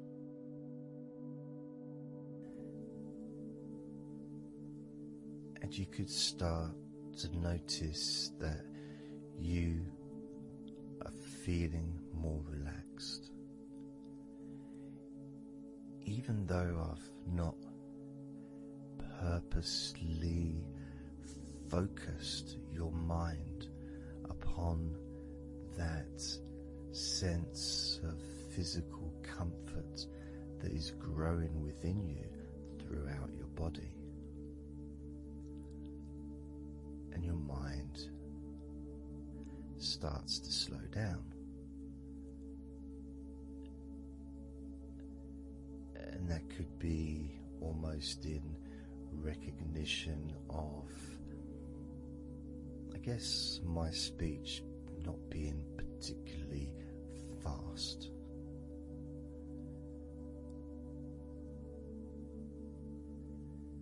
And things just generally feel calmer just by listening to my voice. You give yourself an opportunity to take a break from the day, take a break from your life as it is, and to give yourself a rest, giving yourself permission to take some time off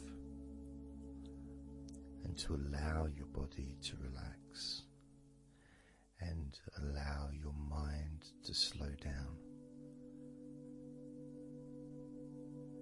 which in turn releases the tension, any stresses that you had in your body.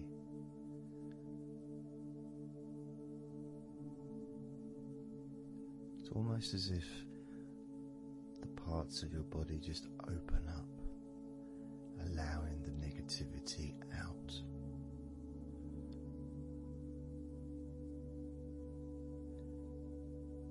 And at the same time, replacing that negativity with positive, healing energy,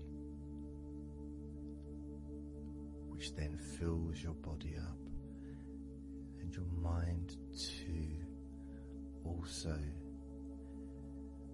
starts to appreciate those feelings of increasing confidence and an almost uplifting feeling, positive healing, an energy that spreads through your body like a wave of comfort. And all this comes from just allowing yourself a few minutes, maybe half an hour, however long you want it to be, to just rest.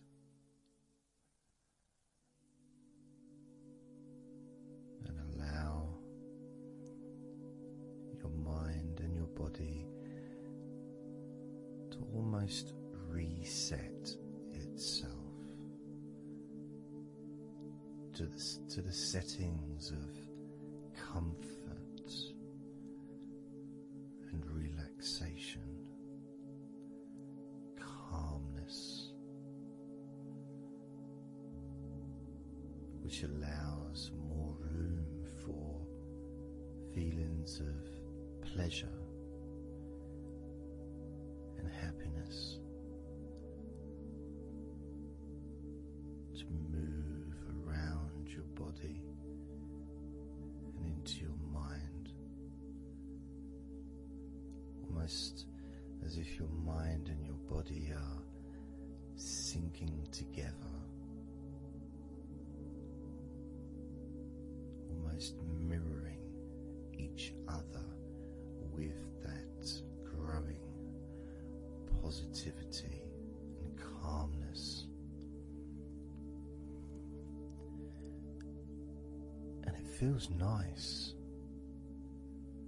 It really does feel nice to know that you are the one that has allowed yourself to feel more comfort and to experience more of this deep relaxation spreading throughout your body.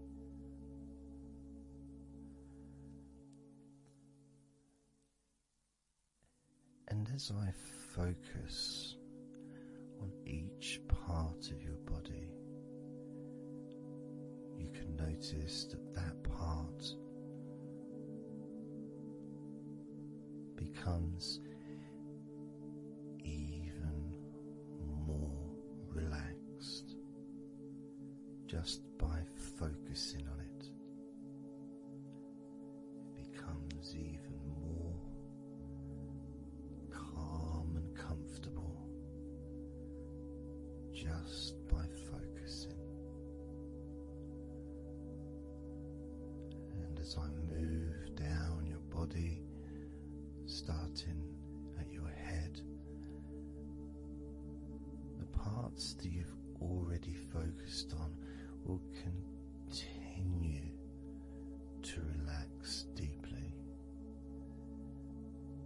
and those parts that we've not yet focused on will just automatically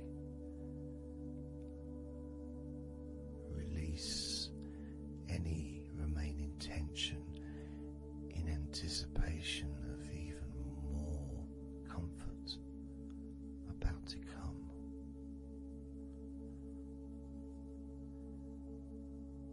Now, I'm going to start by focusing on your forehead. Just being aware of the feelings of your forehead. And any background sounds, like Mr. Herbert the Pigeon, can just allow you to feel even more relaxed. It just means you're in the moment. This isn't a sterile environment. This is the world. I live in the countryside, so there's lots of nature sounds around.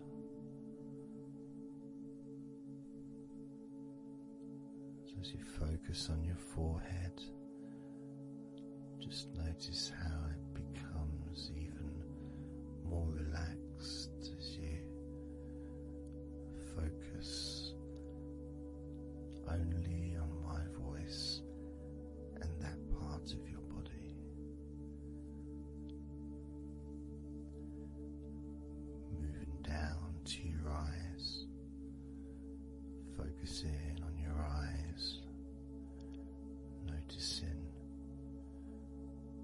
how your eyelids feel so heavy, yet so light at the same time, and all the muscles around your eyes relaxing completely, moving your focus down to your mouth, your lips, your tongue, your teeth and your gums, and the whole of your mouth relaxing, calm and loose. As you focus now on your jaw, not just the part of your jaw near your mouth, your chin, but all the way up the sides of your face to your ears, that whole of your jaw, feeling more relaxed and calm.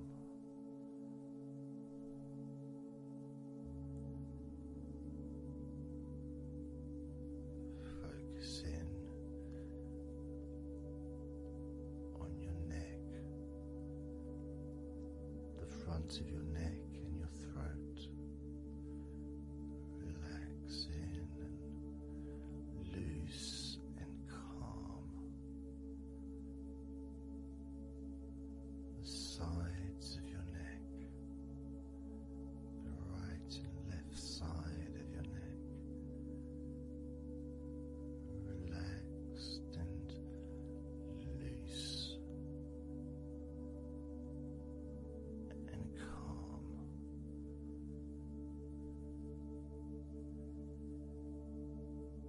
And now the back of your neck, focusing on the back of your neck,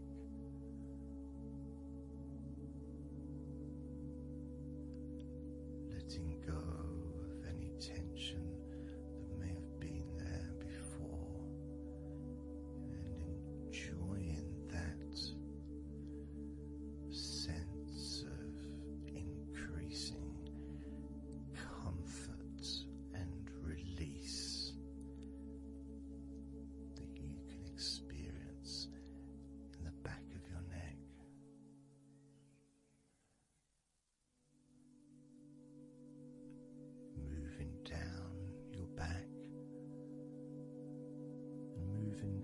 side of your spine, right from the top of your back, all the way down to the bottom of your back.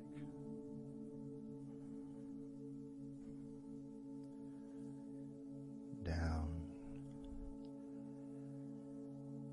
to your lower back,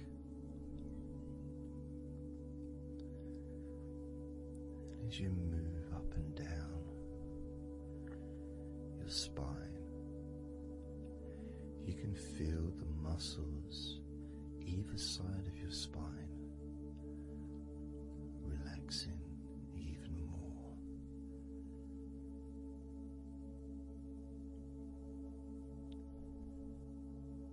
And as those muscles relax, that sense of comfort starts to spread outwards from your spine into both sides of your back. The top of your back, the middle and your lower back. And as you scan gently and slowly up and down your back, as the muscles in the top of your back relax and become looser, the muscles in the middle of your back also seem to just almost divide from each other, separating and almost melting.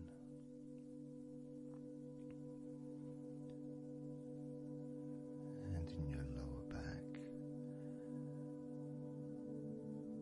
there seems to be an extra special feeling of comfort.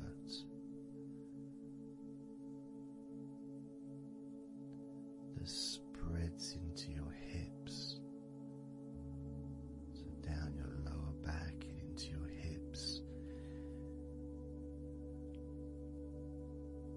into the area where your coccyx are,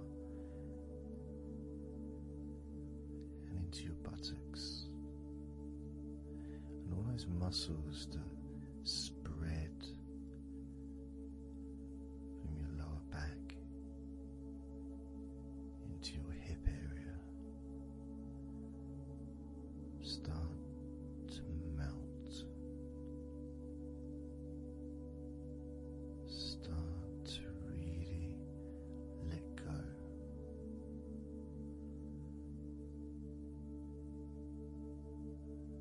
And even though we're about to focus on your shoulders, your back and your spine will continue to let go, continue to relax, so calmly. And as you focus on your shoulders, you may notice that they're already feeling really loose. They're already feeling calm.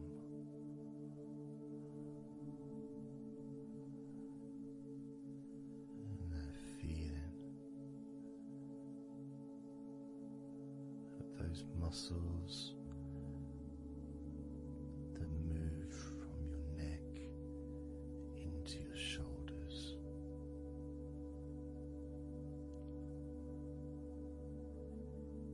Feel so soft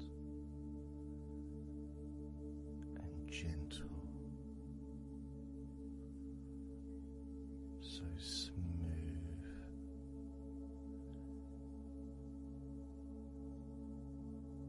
and calm.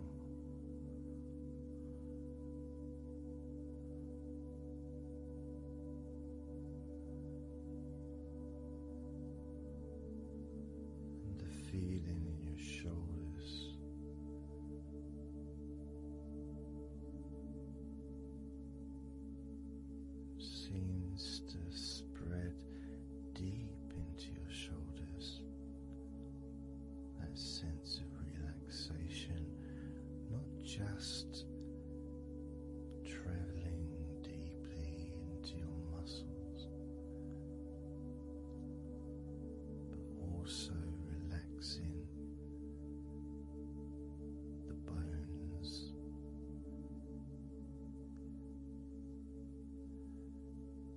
and moving all the way to underneath your arms, relaxing that whole area between the tops of your shoulders and underneath your arms, healing.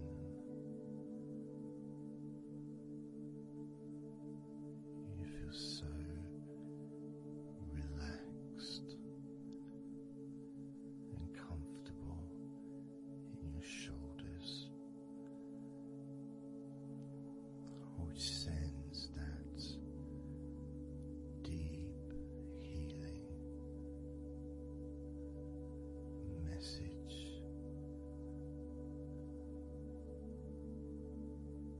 into your arms,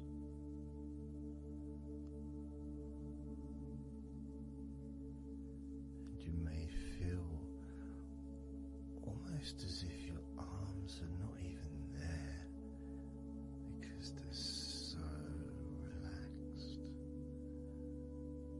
so deeply relaxed.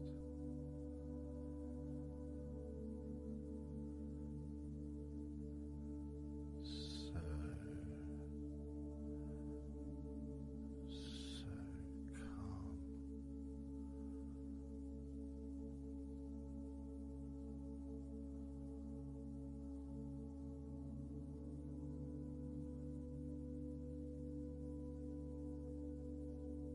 So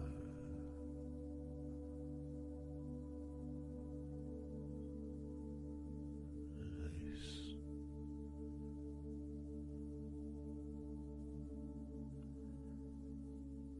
That feeling spreading all the way down your arms to your elbows, including your elbows.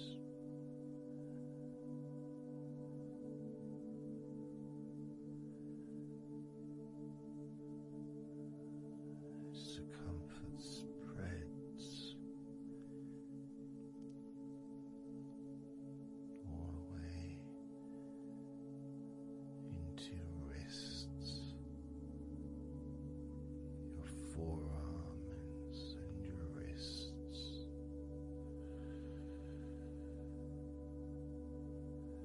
feeling so heavy,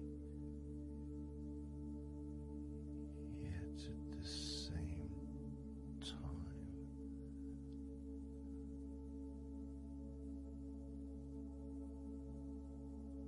so light and gentle.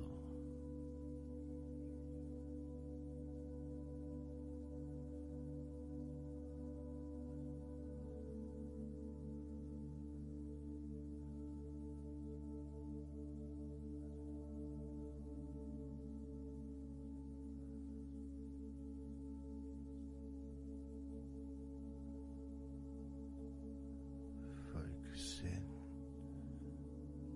now on your hands.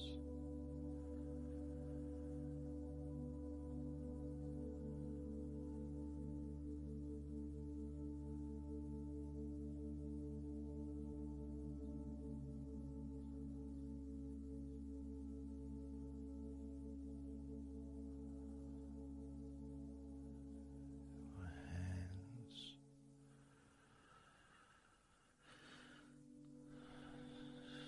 so peaceful in your hands.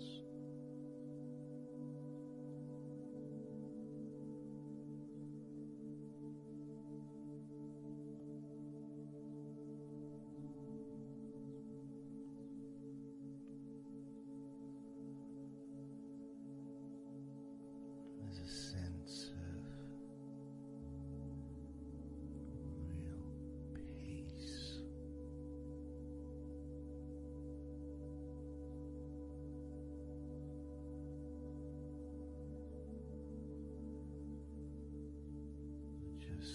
seems to feel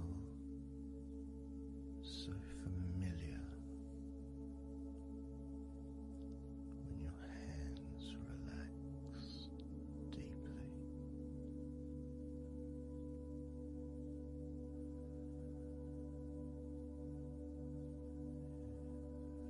Feels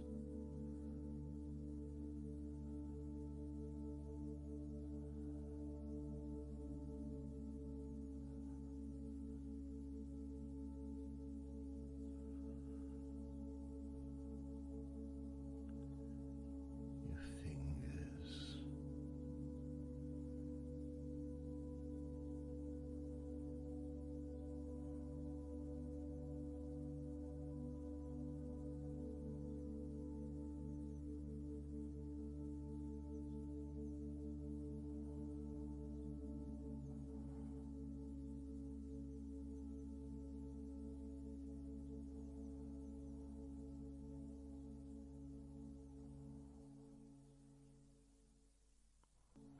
your fingers so loose.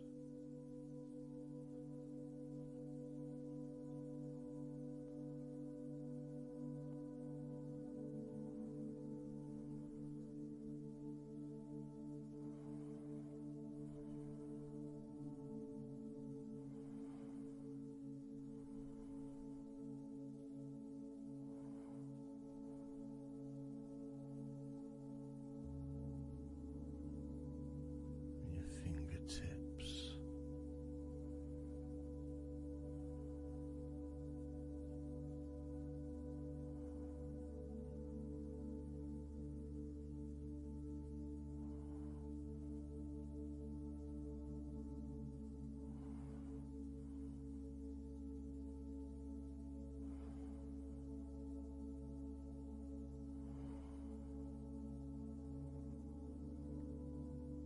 moving your attention to the front of your body.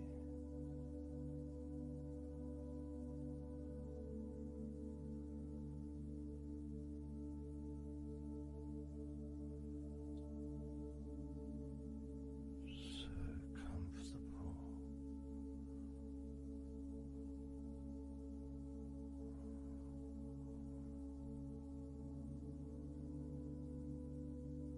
Moving your focus to your legs.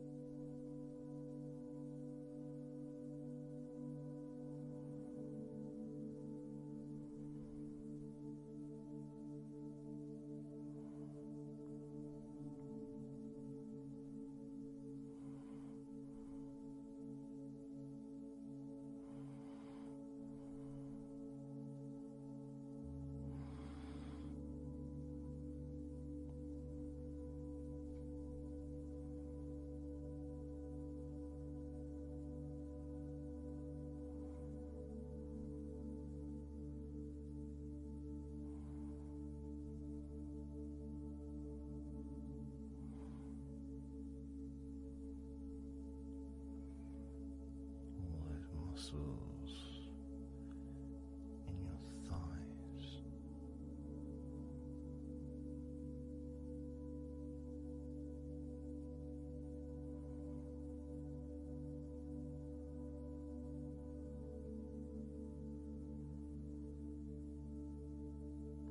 Your knees. So relaxed.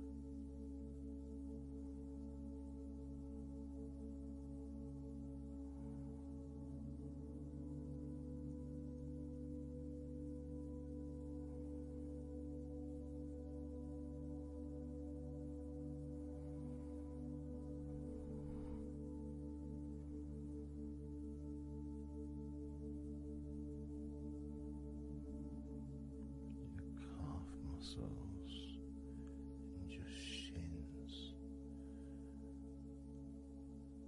completely.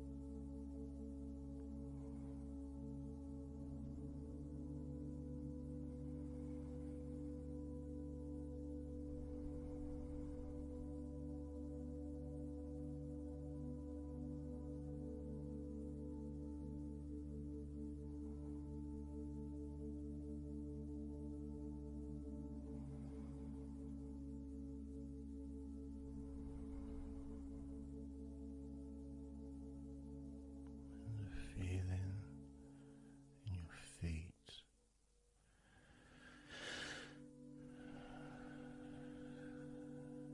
so peaceful, so calm,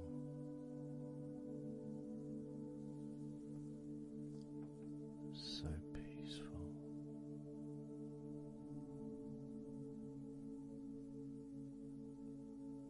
So calm.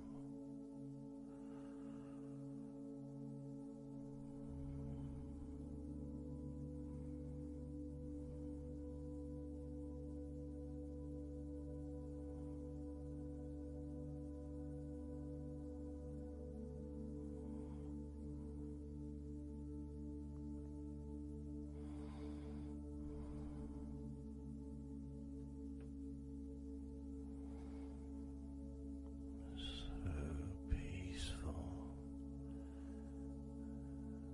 so calm, so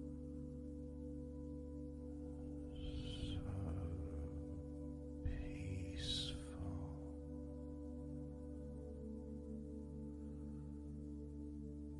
so relaxing,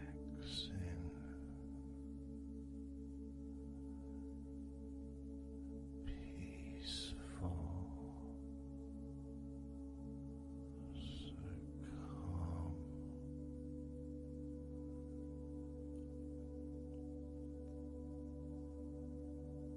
Allowing that deep relaxation to spread to your chest and your stomach. So relaxed.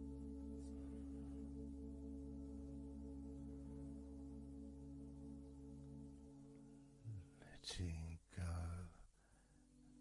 of everything.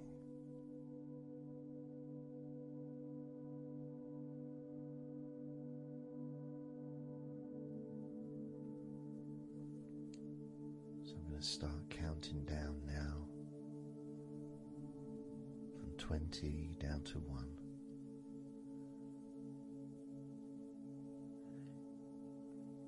You could imagine, in a way, it's like just walking down some steps, and each step, all 20 steps, and each step represents a level of comfort. Each step represents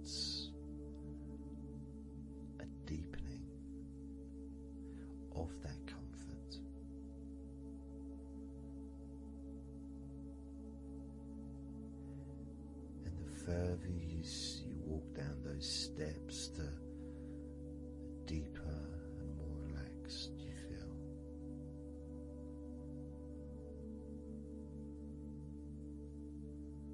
So, starting with number 20.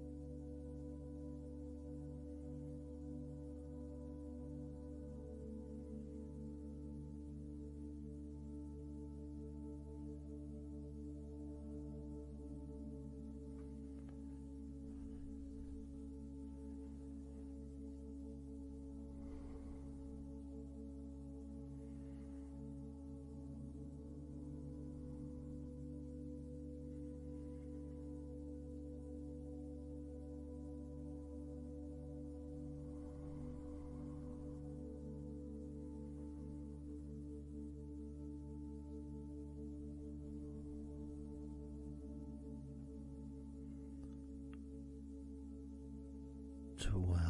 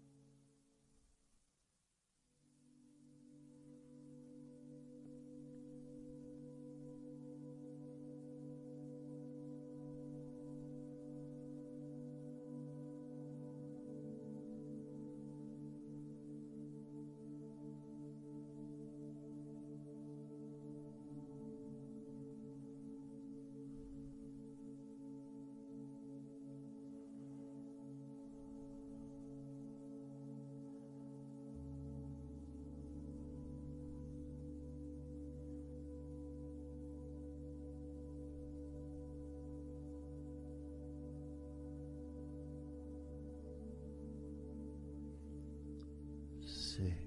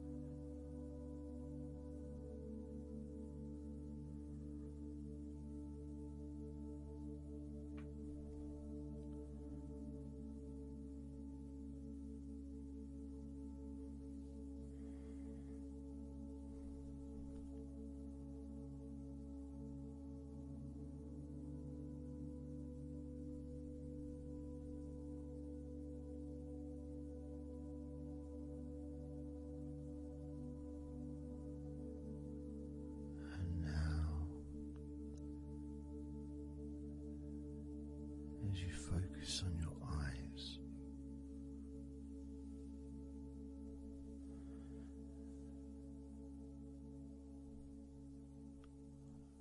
we're going to count down from 10 down to 1.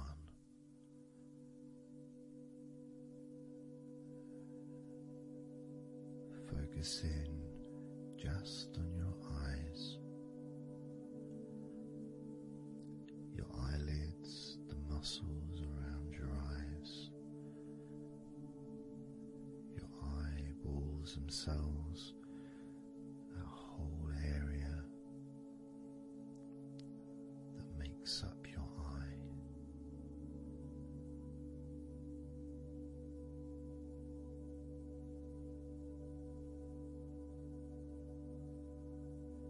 And as we count down from 10 down to 1, whilst focusing on your eyes,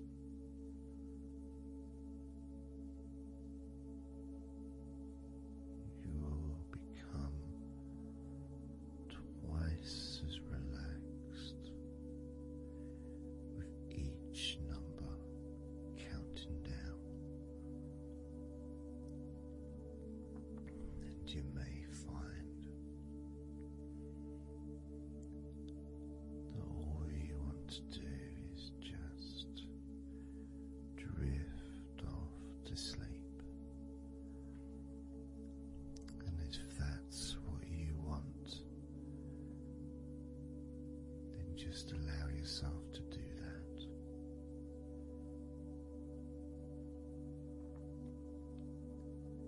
Now, focusing on your eyes, I'm going to begin counting down from 10 down to 1 right now.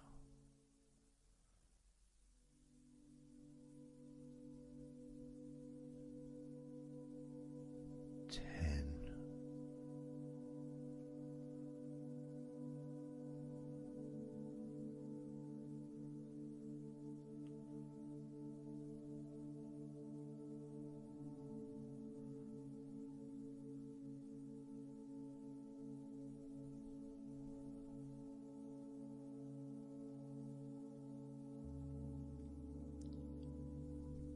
9.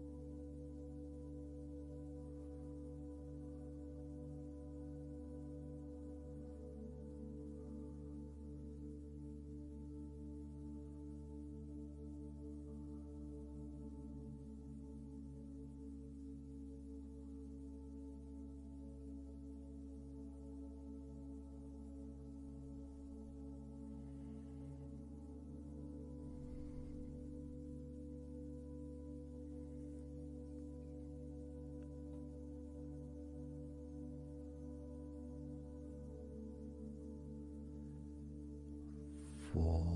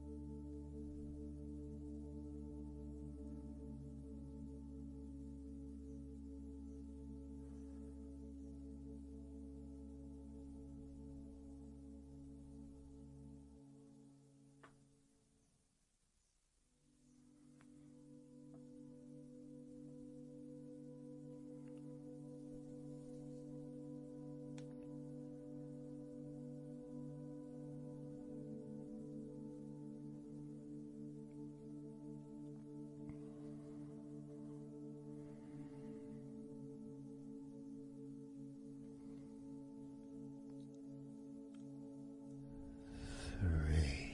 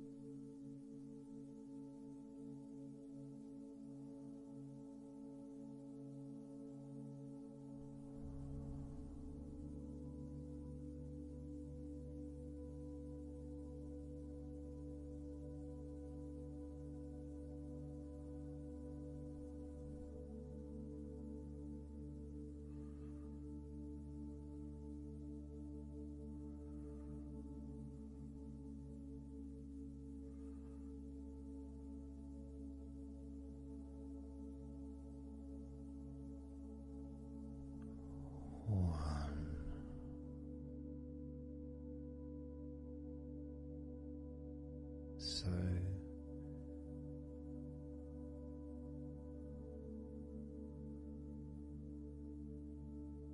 counting down from 10 to 1. 10, 9, 8, 7, 6, 5, 4, 3,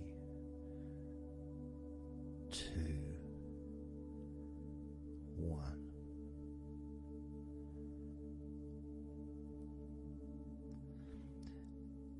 And maybe that was a bit too quick in order to relax. Maybe it's a bit too fast for you to notice the calming of your body. Maybe even a little bit of pressure there, like You're counting down from 10 to 1. What do you expect me to do, man? You expect me just to go all floppy just because you're counting down?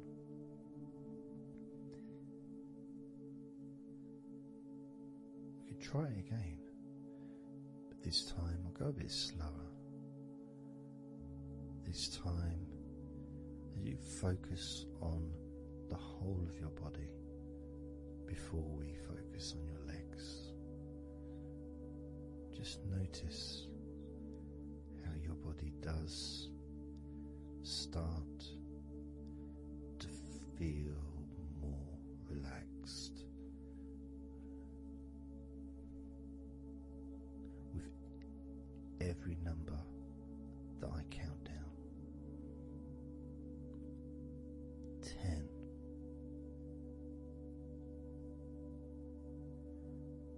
9,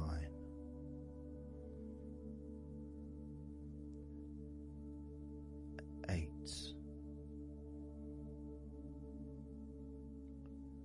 7,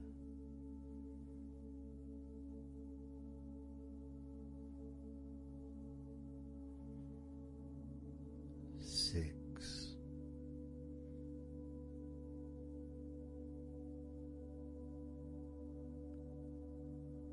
5,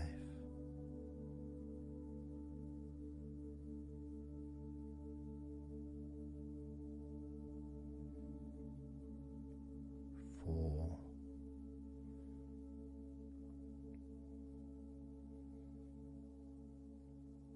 3,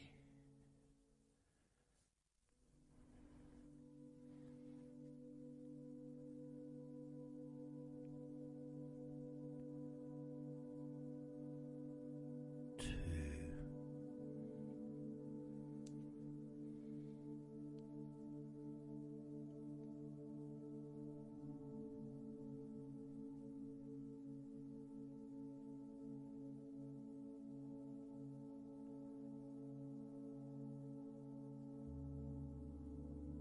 1.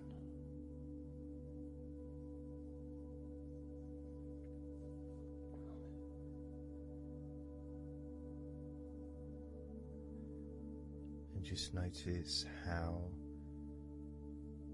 you feel generally, how your body feels.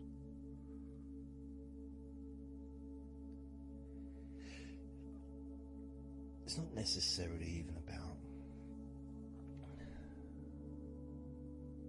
counting down from 10 to 1. It's that space that you have, that space between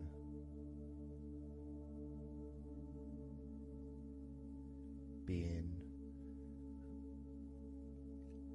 active physically or mentally to just sitting or lying down, just being there, not doing anything, not saying anything, not needing to think about anything. So it opens up a space, you know, a bit of a space, a gap.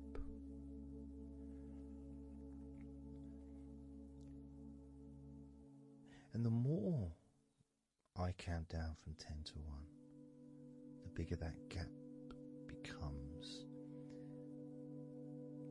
So there's that gap of calmness, of comfort, relaxation.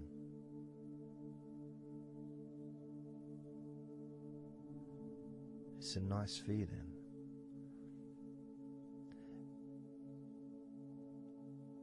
And it moves those stresses or discomforts physically or emotionally, moves them away.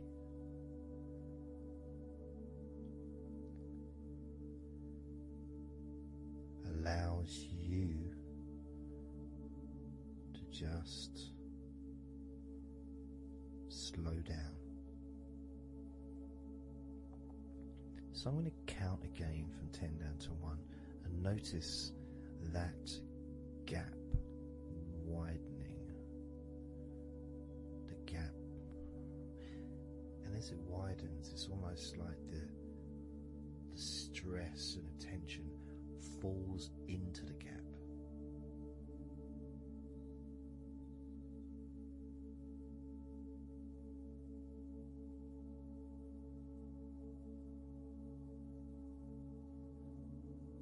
And gives you that distance, that space. Now,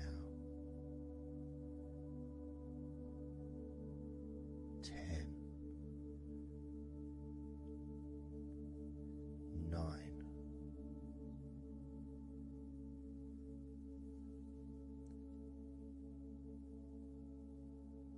8,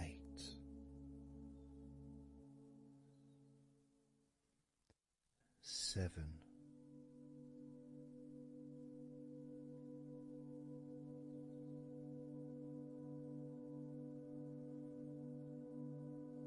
6,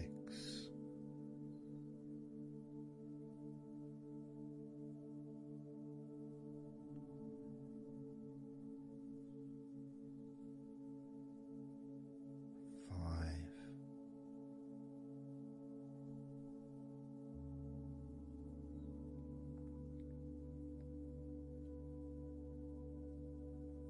4,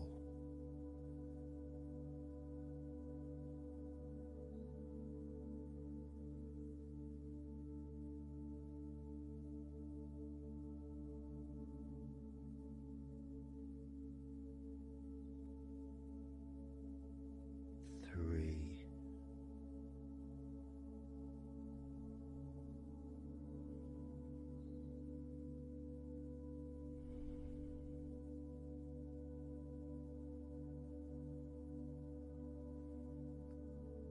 2,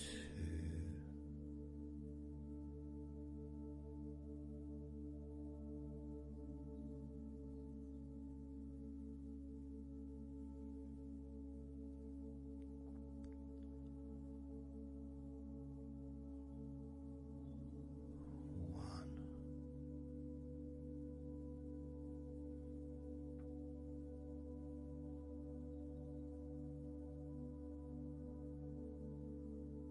And how does your body feel now?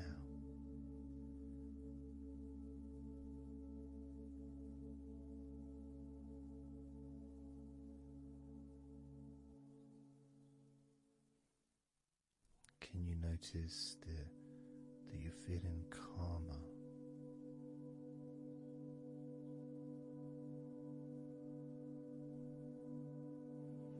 That you're feeling more relaxed?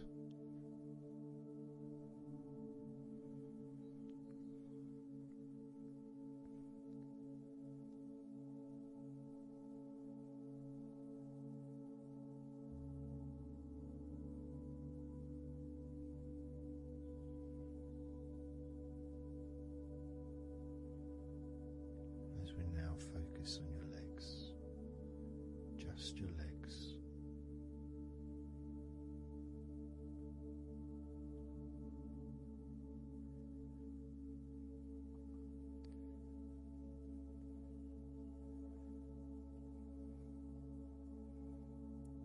We're just going to start with focusing on your thighs.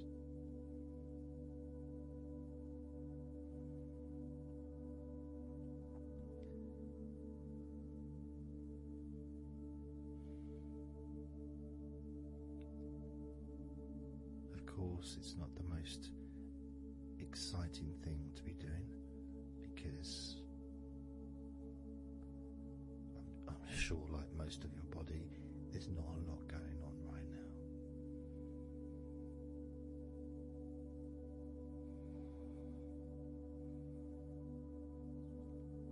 Just focusing on the whole of your thighs,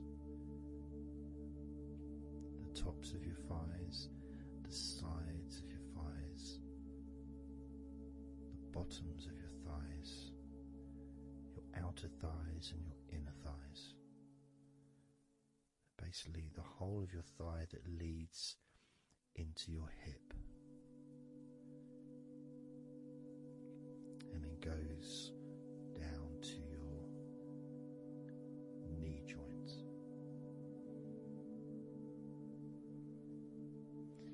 Now this is a big area. It's a very heavy area. It's very strong. Probably the strongest muscles in your body are in your thighs.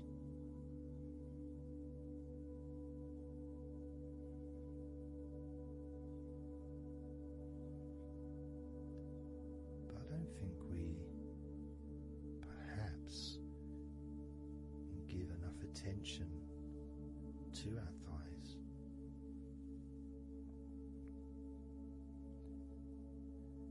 Perhaps we don't acknowledge how important our thighs are to our lives.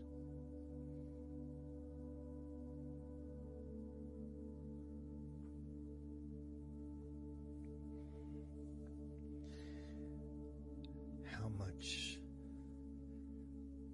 they actually do for us all through our lives.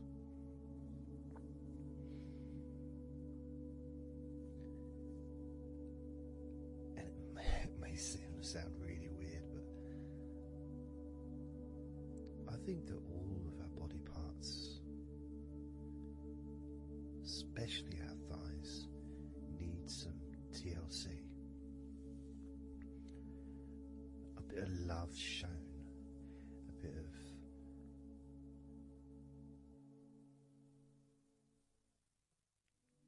acknowledgement, a thank you, gratitude for what our thighs do for us.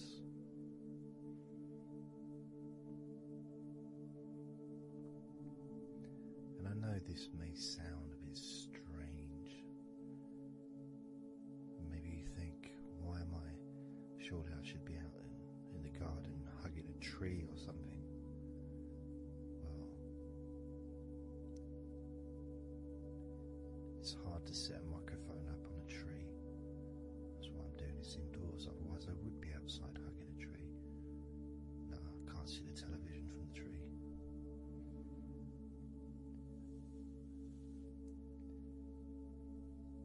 If you move down to your knees, again, such an important part.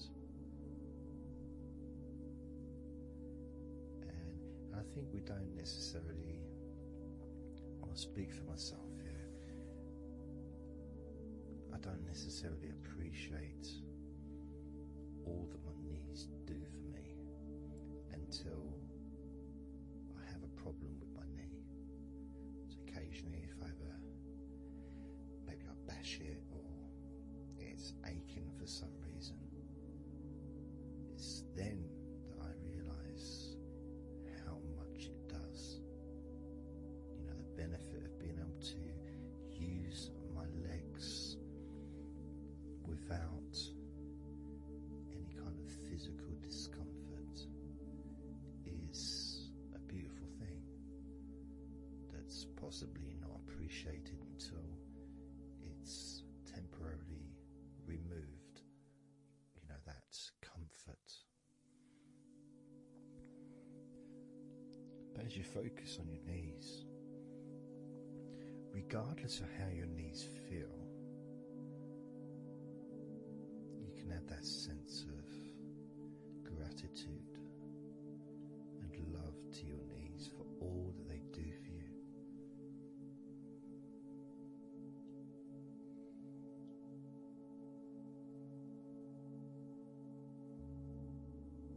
And you can still have that attention on your thighs and maybe notice how your thighs feel.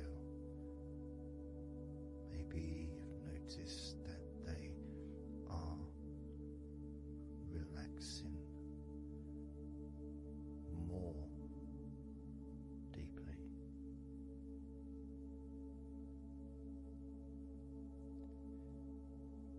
As you focus now on the bottoms of your legs, your shins,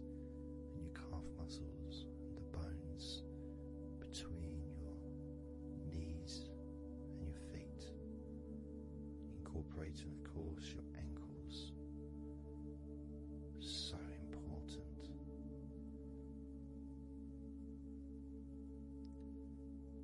Anyone who's had even the slightest sprain of an ankle knows how much we take our ankles for granted.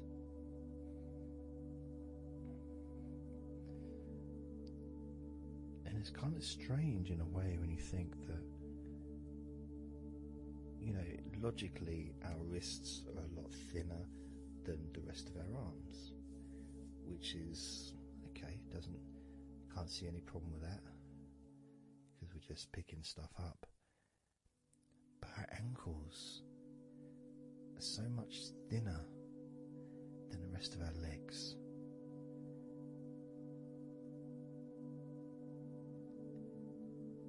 And from a physics perspective, or logical even, it doesn't really make sense that all this weight would ultimately be resting on your ankles, then leading to your feet. That thin area, thin bone, yet it does so much great work. Supports us, supports our body for a lifetime.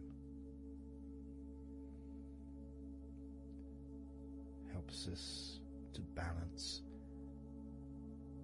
helps you to get around and be mobile.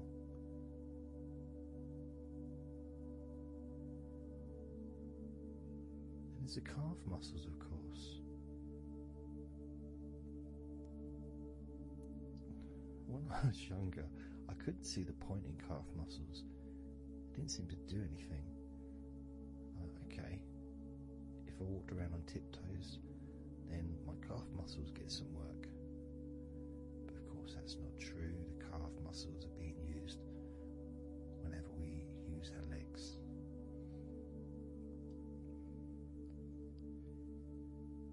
And your shins, there to protect your lower legs. Shaped in a way almost as a protector for the bone.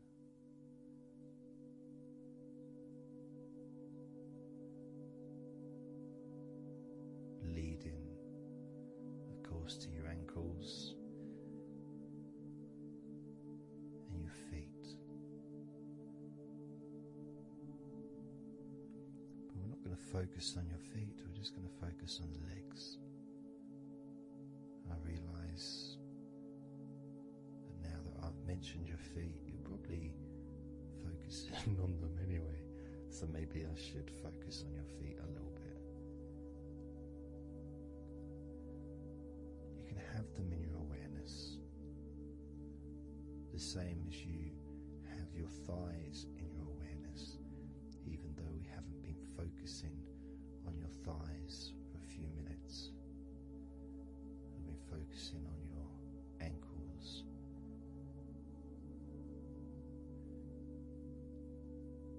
there's still that sensation of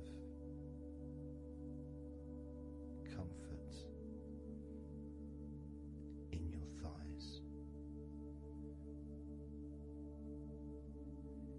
and there's that movement of energy. The thighs hold lots of different sensations. Of course, there's the muscles, the big, strong muscles that we have in our thighs.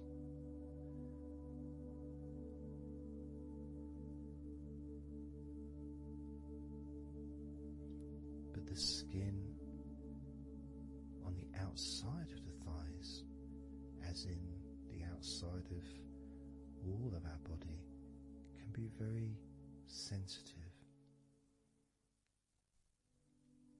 Sensitive to the touch, sensitive to temperature.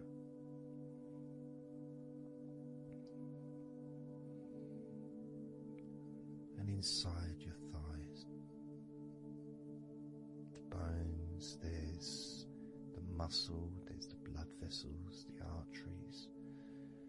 So all this stuff, it's inside your thighs. And I guess sometimes it'd be nice if you could actually put your fingers inside your thighs and massage. So you can massage on the outside, of course, but to be able to get deep into the muscles and to be able to just massage inside your thighs, massaging the bones of your leg, massaging all the veins and just gently healing your thighs. And you could move down, massaging inside your knees, just massaging those bones, but with healing fingertips, spreading that healing energy deep into the joints of your knees.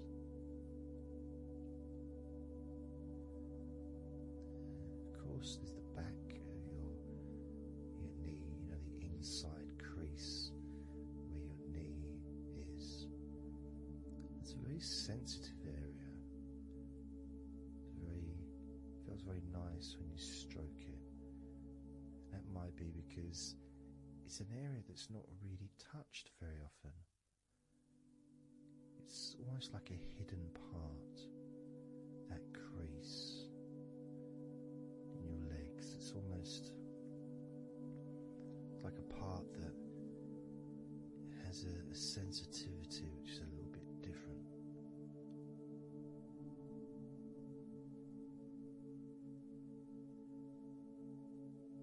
Of course, it's protected by your legs.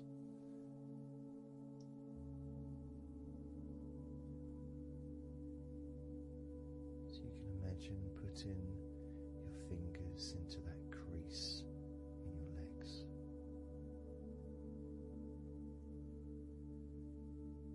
That fold in between your legs, you can just massage with your fingertips.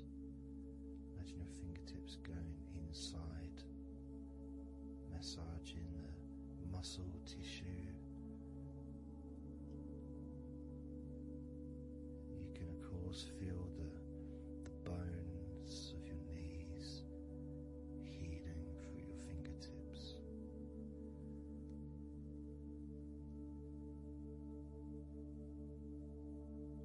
And then as you go down to your calf muscles, now that's a part I'd like to be able to really put my fingertips deep inside my calf muscles, massaging every single tissue of that muscle, healing every part.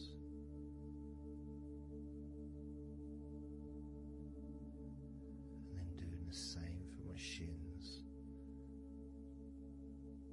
massaging and gently stroking the bones, gently stroking them, healing in a loving way, because they deserve to be treated as the precious bones that they are, because our legs are so precious, as in all the other parts of our body. They're more precious than any jewel on the planet.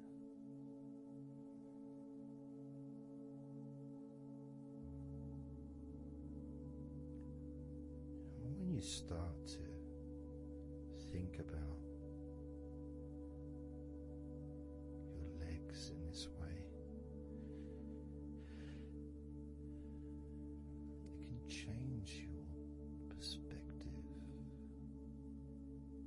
It might sound a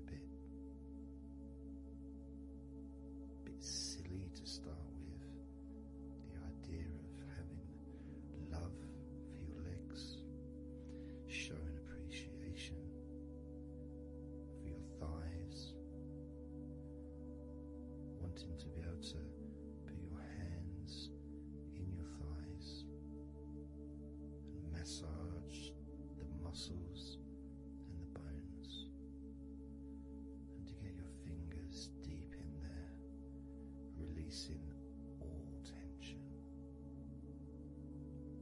just to show how much you care about your legs, how much you care for what your legs do for you regularly. Your knees, your calves, your ankles, the strength of your ankles, considering how thin they are compared to the rest of your legs, especially your thighs. Yet they're so strong, so flexible, absolutely amazing things. Your ankles are truly a gift because of what they do for you.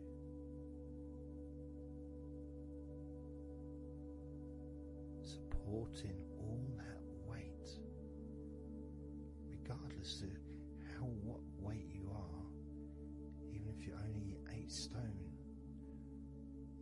it's still a lot of weight for these little ankles. Now I'm a lot heavier than 8 stone, double that.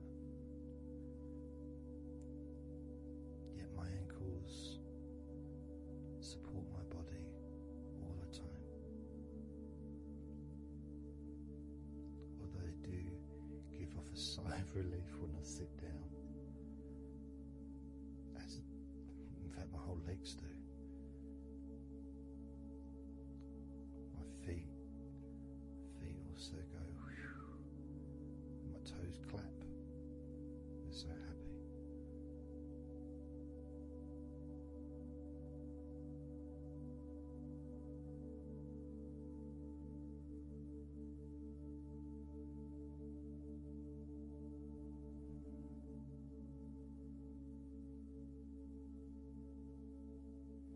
Your legs really are amazing. And I know that talking about your legs is possibly among the most boring things you've ever heard anyone say, possibly. But boring or not, everything I said is true. Your legs are amazing.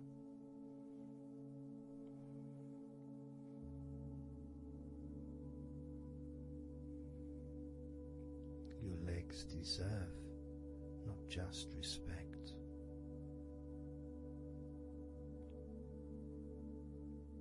but they deserve to relax deeply.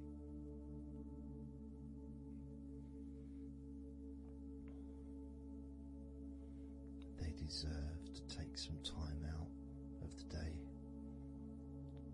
to just let go completely.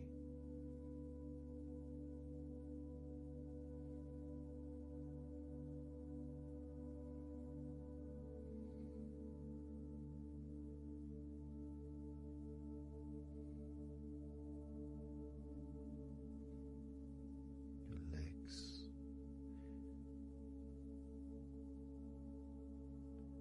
really can relax.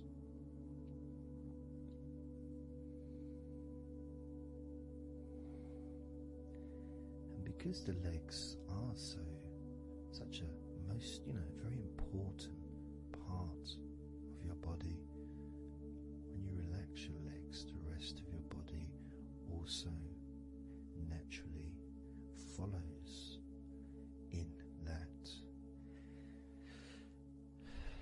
journey of comfort.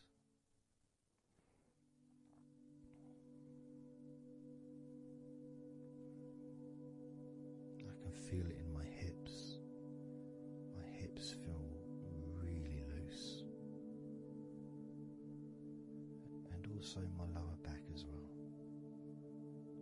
My lower back really feels stretched, even though I'm just sitting in a chair and there's no stretch far as I'm aware that I'm doing. But it's almost as if the muscles are just relaxed so much that there is a natural stretch as the tension has reduced a lot.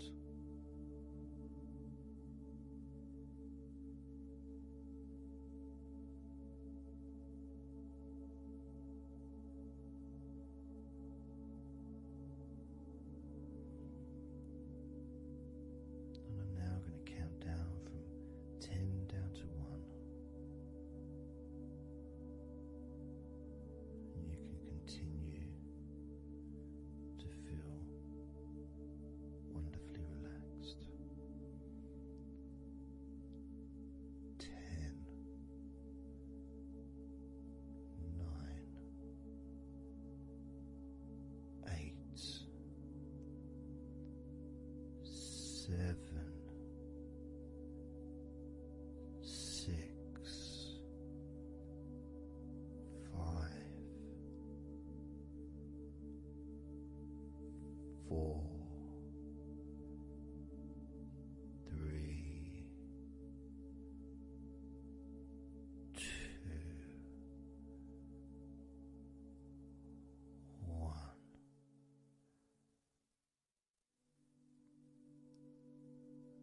Relax.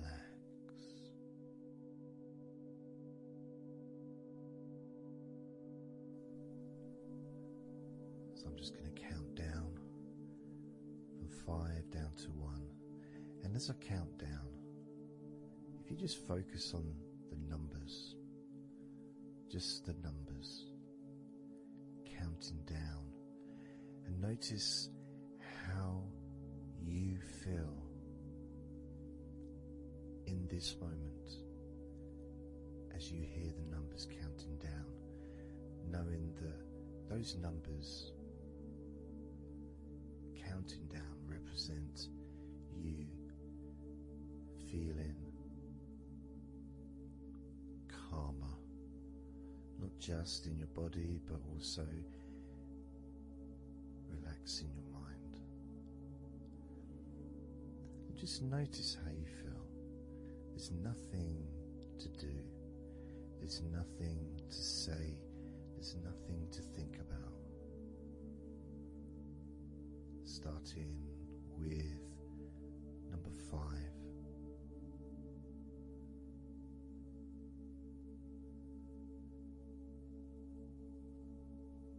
4.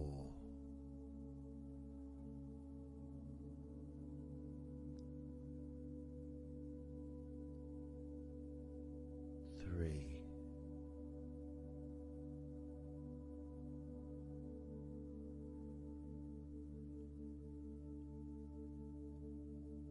2.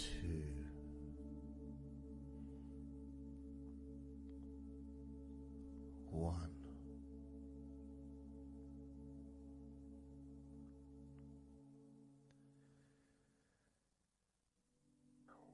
As you notice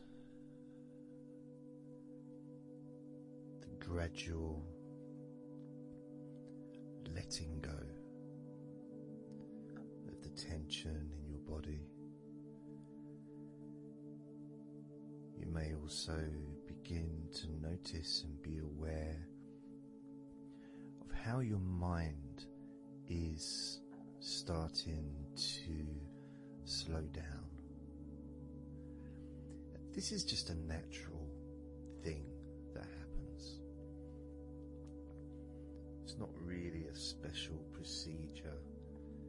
It's just natural because as your body relaxes, your mind also starts to relax. And the more your mind relaxes, the more your body relaxes. It's just a continuous circle of relaxation.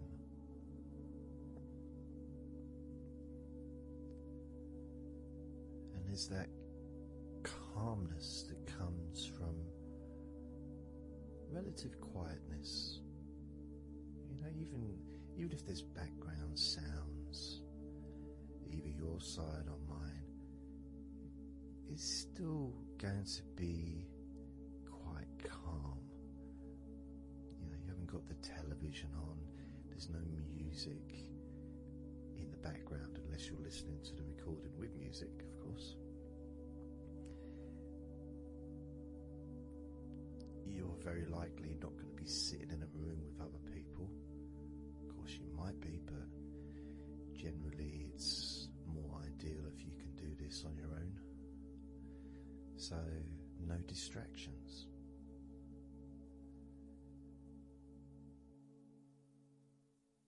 And when you stop thinking about stuff,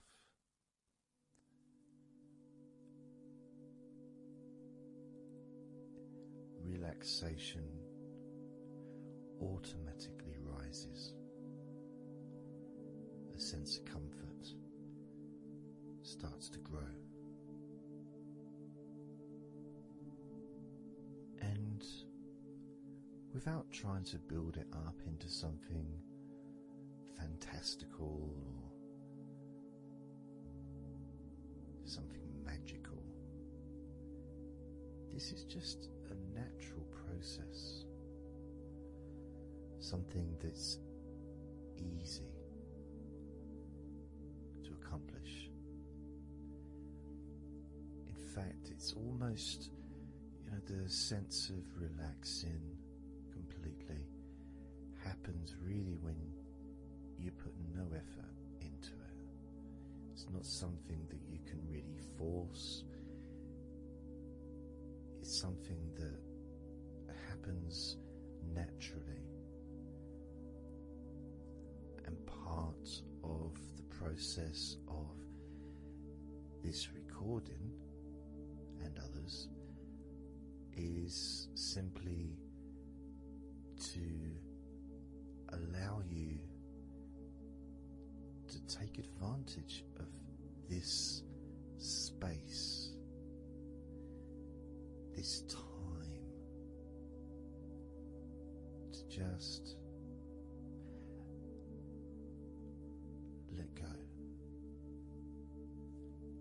to just be here, to be in tune with how you feel.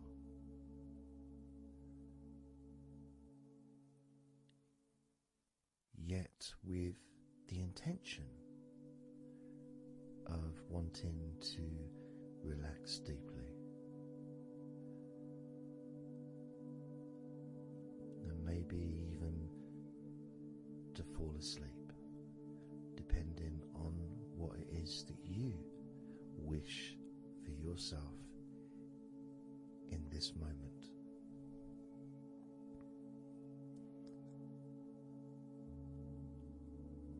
As we know, relaxing is the majority of the process of falling asleep. The actual falling asleep part is the tiny bit at the end. The deeper relaxed you become, the easier you find yourself drifting.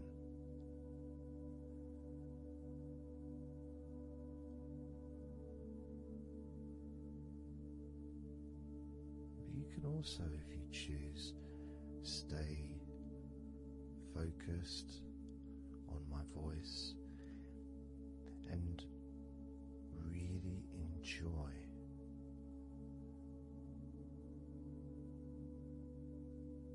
the process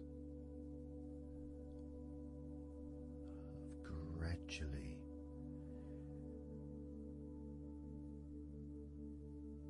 relaxing each muscle in your body,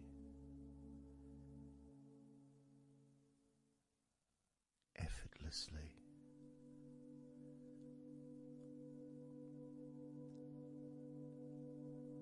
And just observing the sensation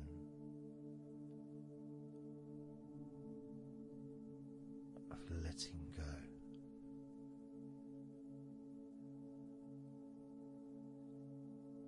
completely.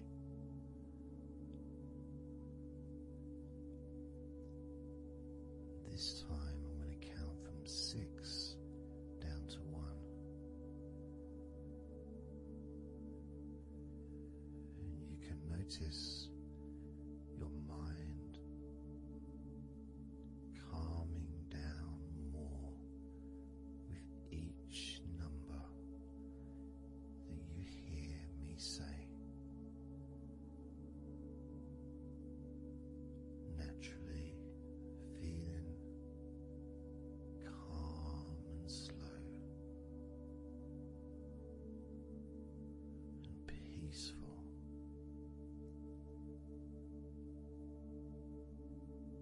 6.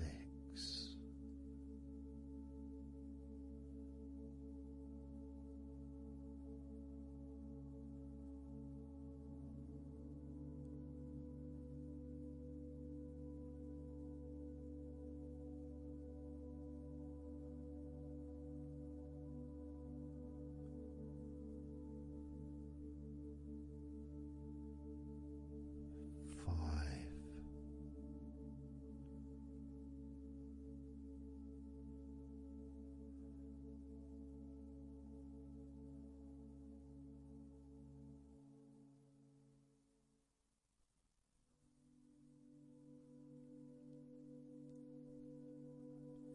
4.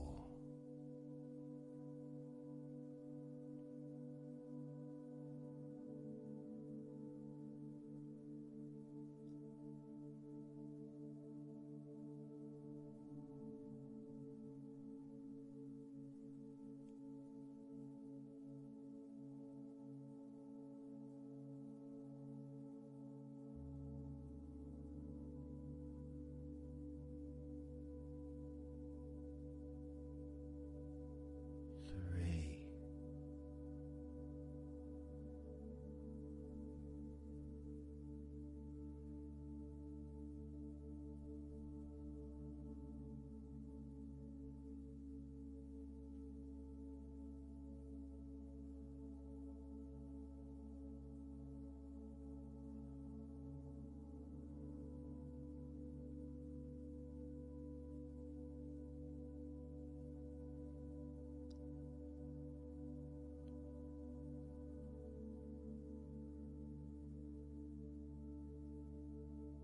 2.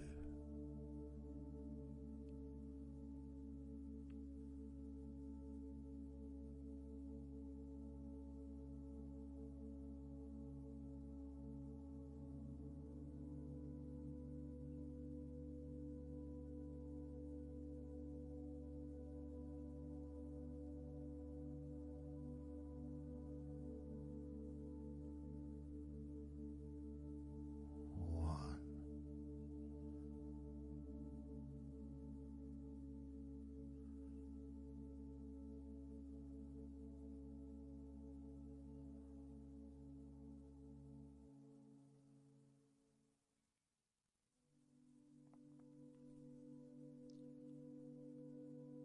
Being aware of how your mind has slowed right down, sinking deeply into relaxation.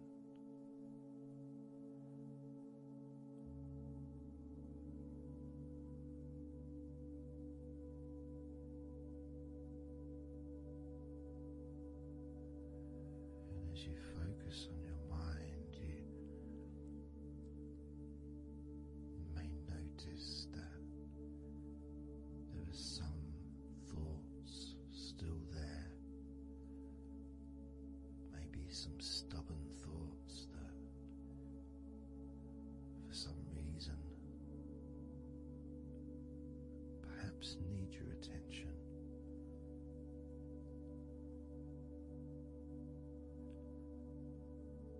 So what you can do is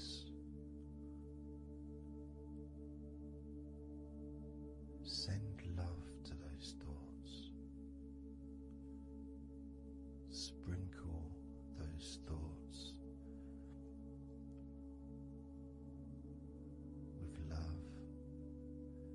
little petals from a flower, just sprinkle it over them.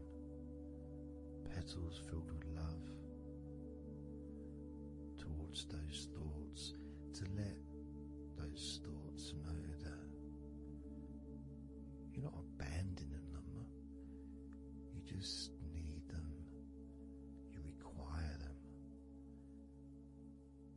to just calm down, slow down, quiet down for now.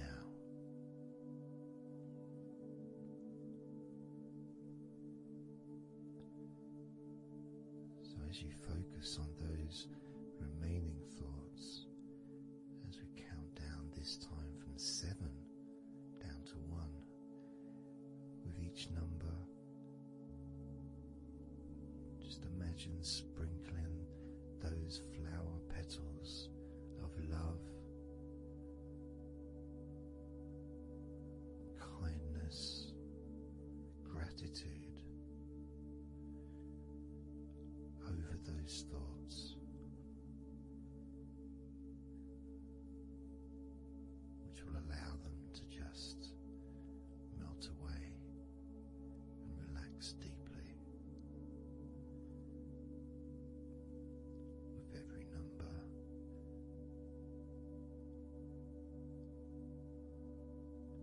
those thoughts will become more and more relaxed.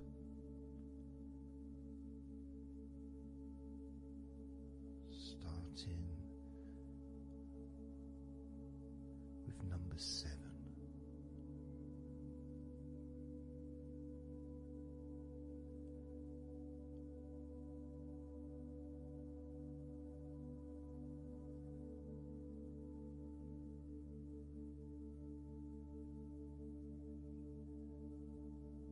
Six.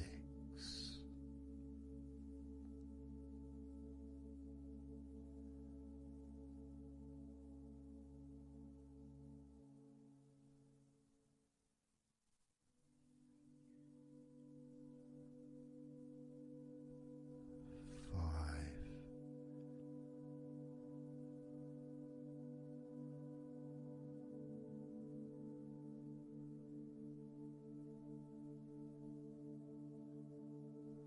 4.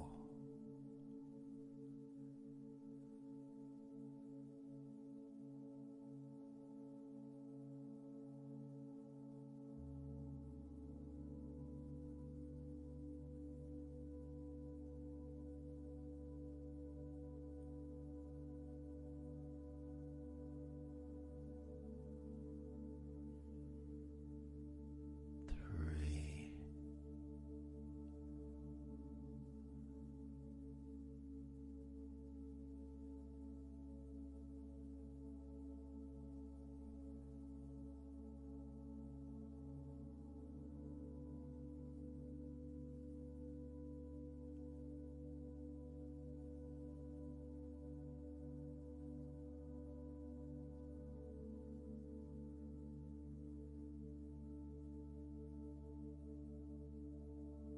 2.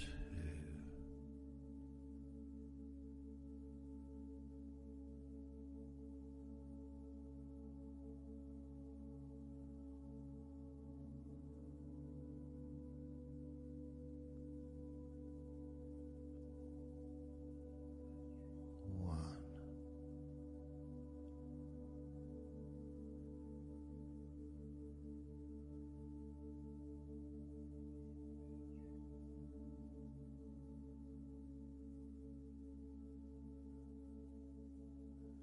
And as you now notice how relaxed you're feeling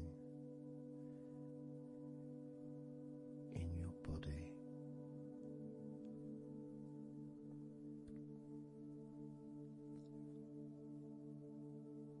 we're going to focus on your hands.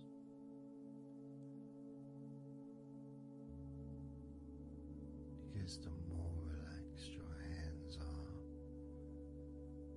the more relaxed your body and mind are.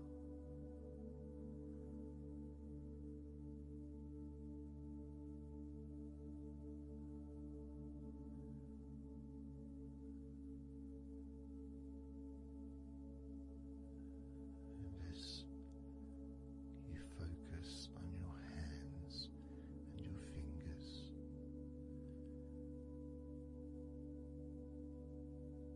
there's nothing needed to be done.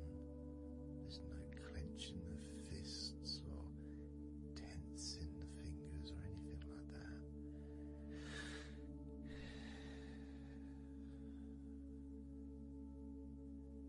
It's just noticing and focusing on your hands.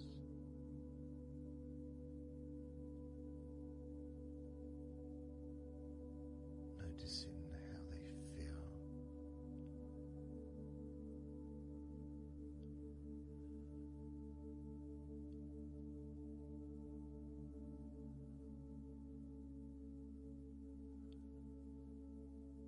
Because the more relaxed your hands feel, the calmer your mind feels, and the more comfort you feel throughout your body.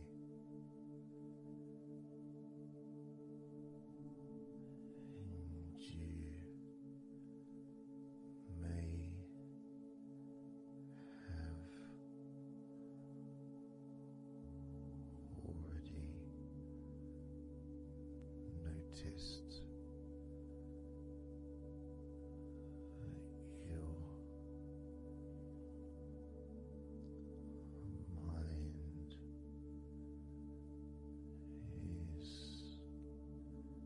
is starting to drift.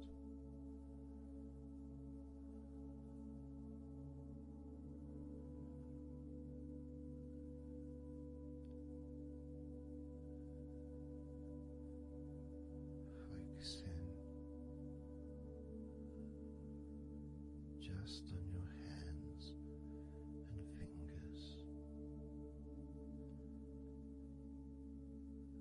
allowing them to experience a real deepening of that relaxation in your hands and fingers.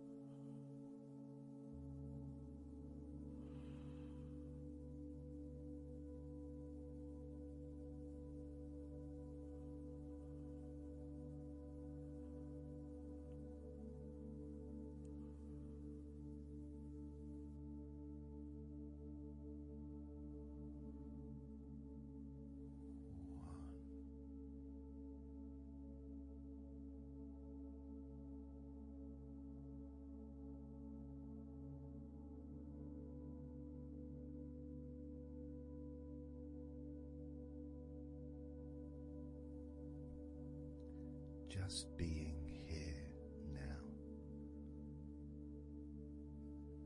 Nothing to think about, nothing to do, nothing to say. And everything just feels calmer. And this is your natural state of being. This is how you just normally feel when you take away all of that other stuff that we add. You know, things like stress and worrying and overthinking and anxiety, tension. Just generally thinking about stuff. When you take that away, which is what we do, what we're doing now,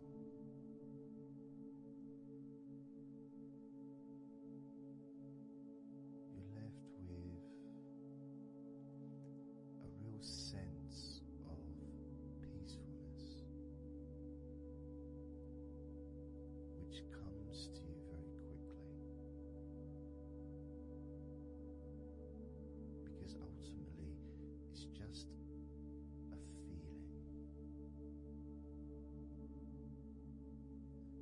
feeling of comfort. It's almost as if you've gone inside yourself and you've found a special place where everything is peaceful. A place where you can feel relaxed and your natural sense of comfort. A place where you can be you.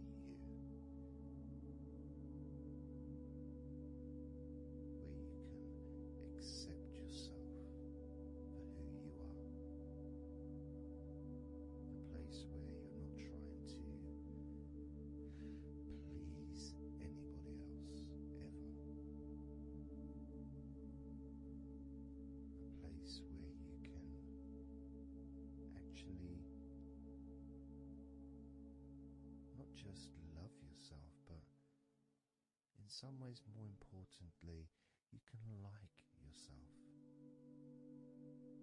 Appreciate who you are.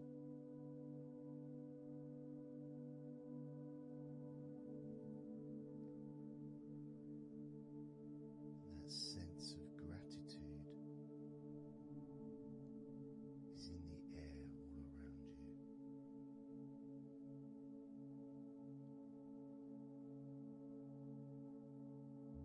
That's also a place where you can actually feel the healing energy soaking into your body.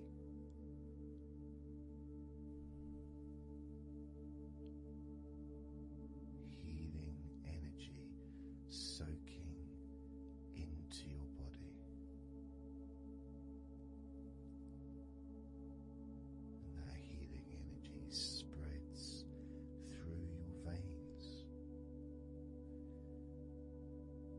traveling to each and every single part of your body.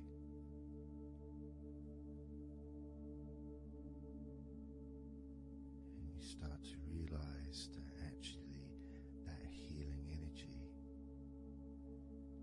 has not just entered into your brain, it's become part of your brain. And that spinal fluid is now mixed with healing energy.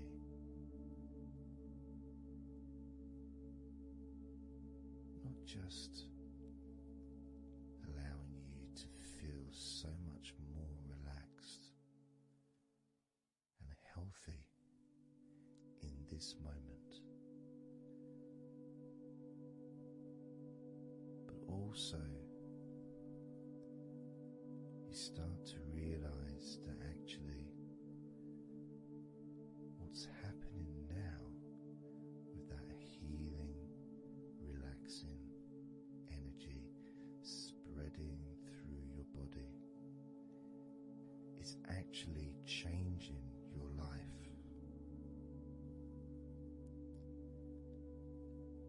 It's actually changing the way you're going to feel, not just now, but tomorrow and the next day, as your health improves. Not just your physical health, but your mental health. Things that used to bother you in the past, for some reason, no longer have the effect that they used to, because something has changed deep within you. Maybe things that used to cause you to feel anger no longer have that power to control you the way they seemed to be able to before. As you realize that you're the one who decides what affects you. You're the one who decides to feel relaxed and calm when you choose to enjoy noticing these natural developments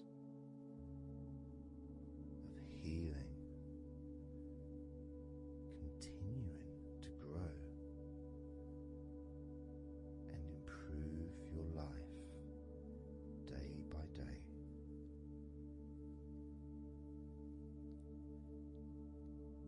Including, of course, your ability to relax so much easier and sleeping is the most natural thing in the world to you, because falling asleep is something that you've done so many times in your life, and you know that you were born, as we all were, with the ability to fall asleep naturally. We were born with that ability to just drift off into a deep, healing sleep.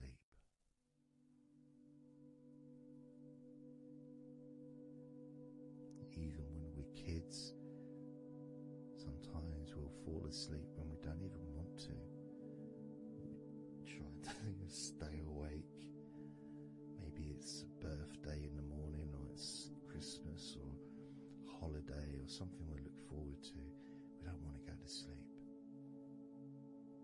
But the more we want to stay awake, the more we just start to drift. And the more you fight drifting, the more you try to stop yourself from drifting asleep, the deeper and stronger that drifting becomes.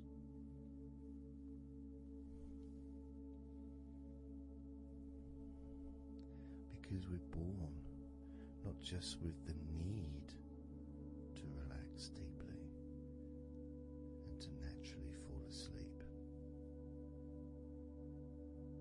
It's our birthright. It's part of our DNA.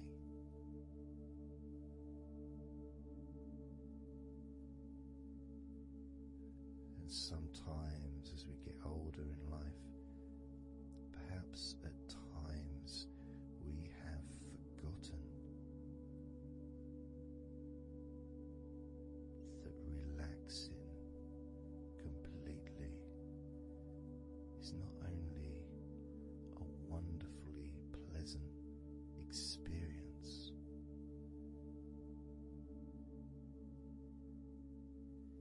it's also really easy.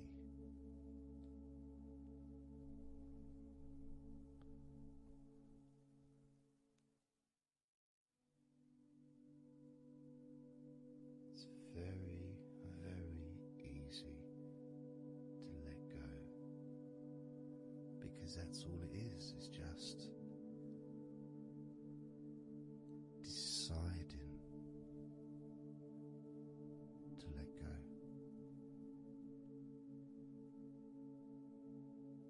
And when you press the play button on my recordings, you have given permission for my voice to relax you.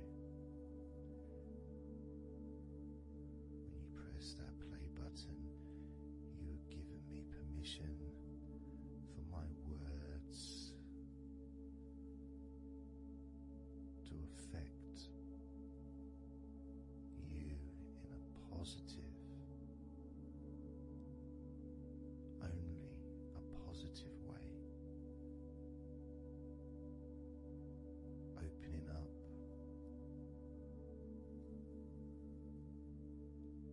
your mind to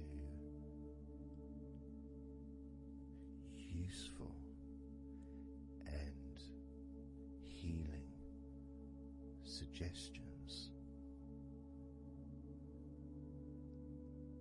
that can have such an amazing effect on how you feel right now, as well as those changes that continue long after the recording ends, those changes within you that continue to flourish and grow, transforming your life in a positive, beautiful way,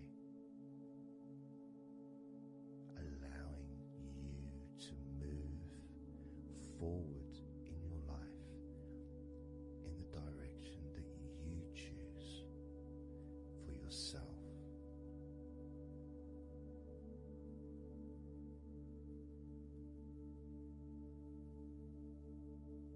And this feeling that you can experience of safety, comfort, calmness,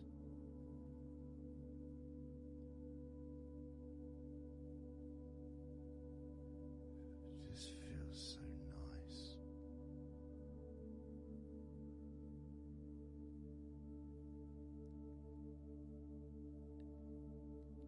It's such a healthy place to be.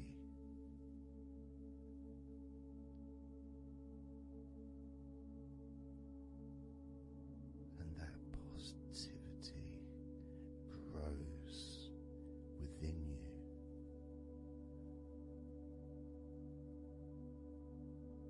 Each and every day,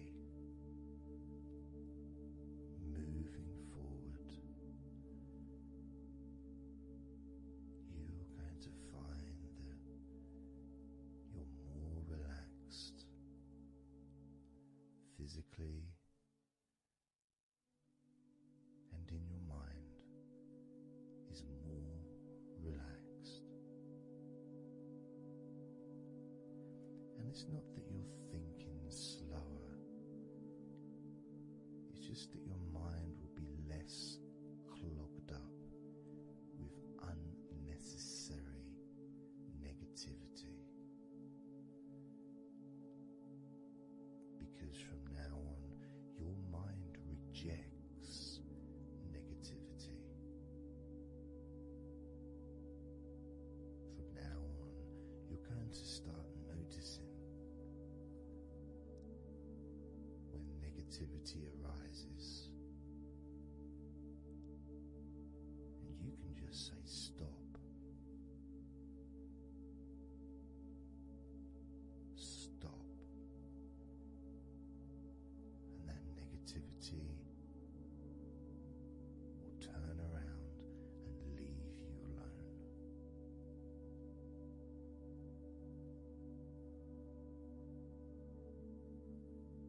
Stop. And that negativity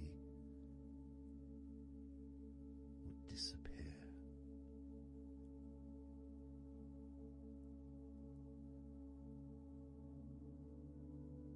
And as you notice that you feel way more relaxed than you probably expected,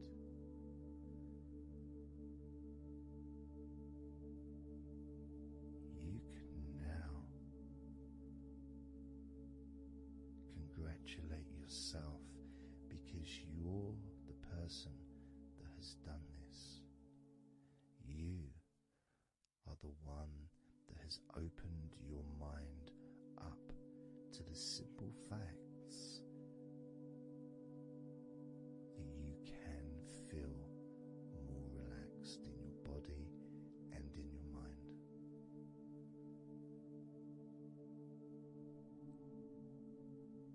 You've opened your mind up to the birthright of being able to just fall asleep easily when you choose.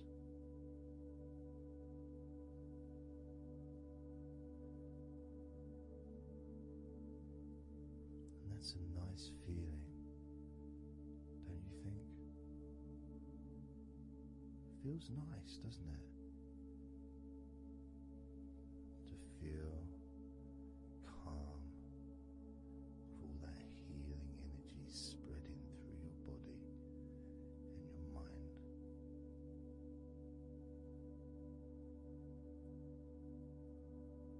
To spend time in that special place where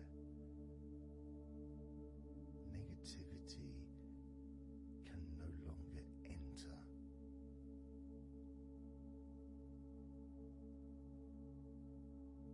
Negativity is banned, it's barred, it's not allowed entry. It doesn't deserve to be here, doesn't belong here. Negativity has no place in your life.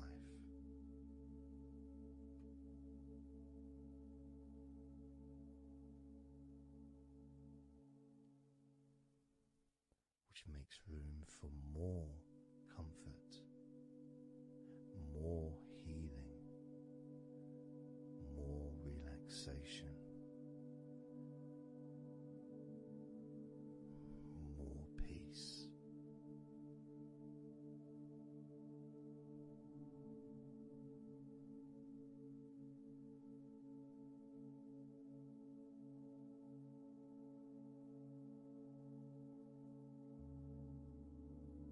It feels nice, doesn't it? To just let go of everything.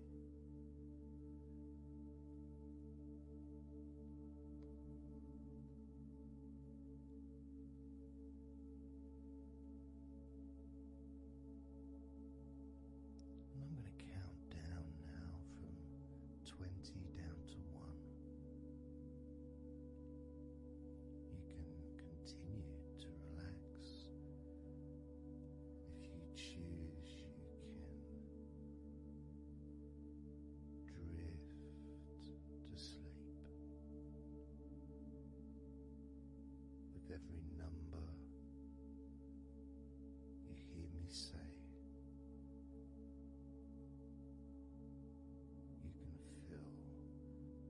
twice as relaxed.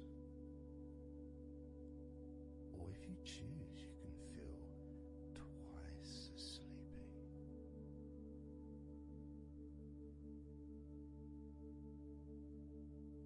Now,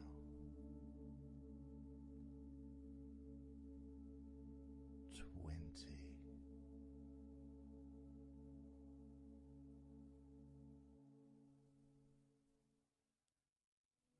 19.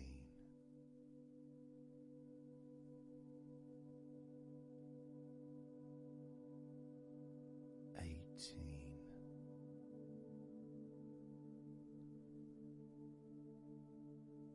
17.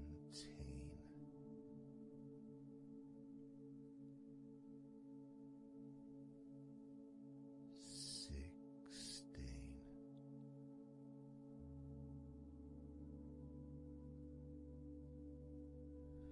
13.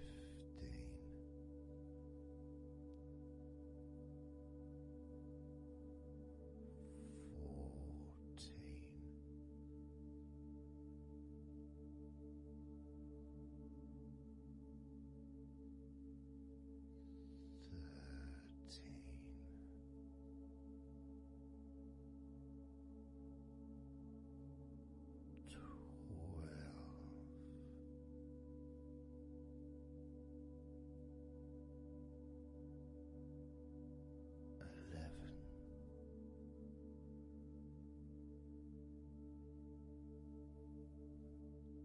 10.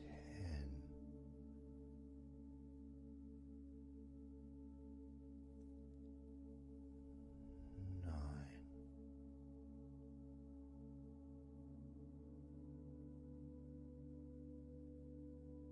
8.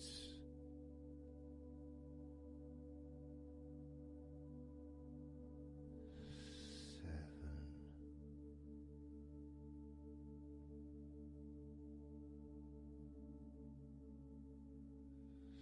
6.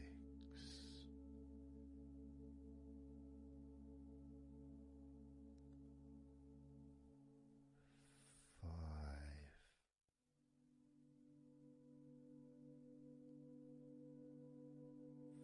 4.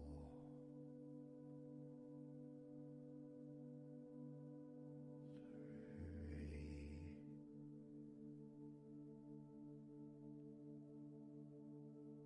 2. 1.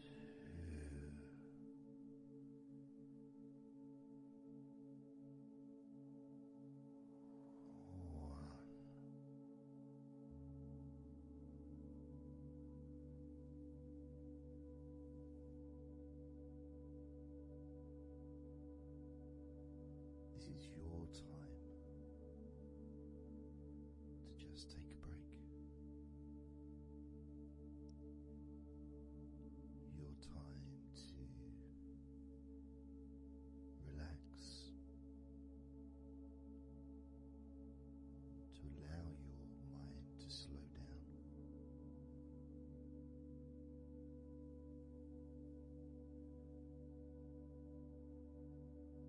To give yourself permission to take a break from everything, and you're the only person that can make that decision. You're the only person that can actually tell your mind to just relax.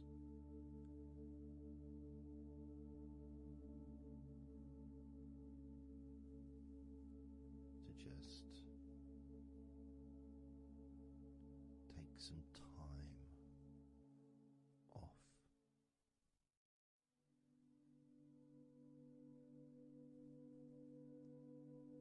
So that you can focus on your body, getting in touch with how you feel physically.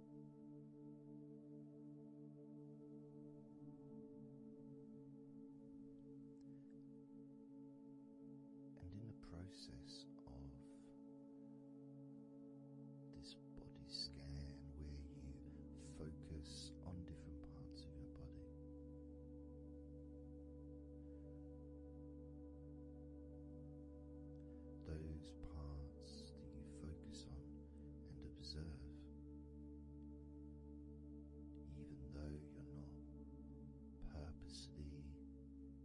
requesting for those parts of your body to relax. It's kind of expected. You expect when you listen to my voice to feel more relaxed naturally.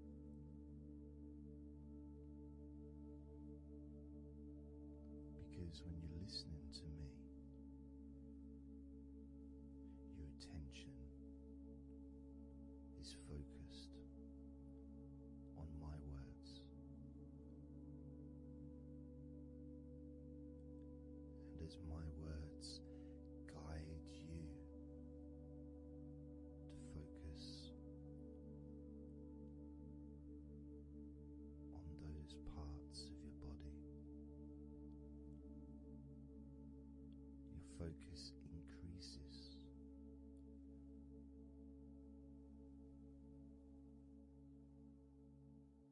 Which actually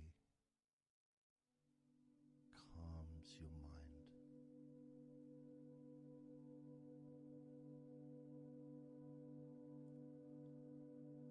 And when your mind calms down, your body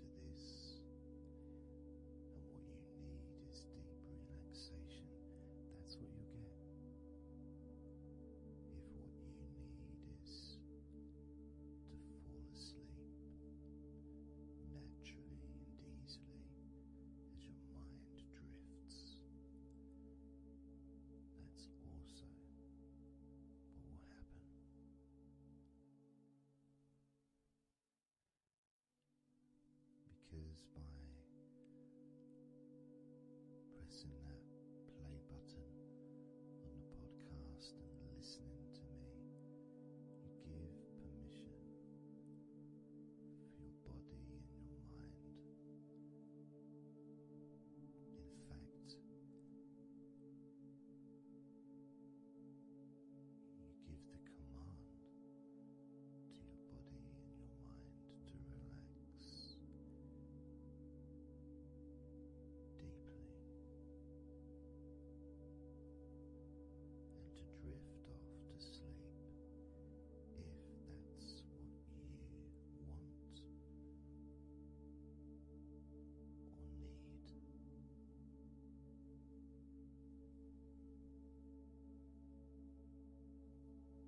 And as I focus on the different parts of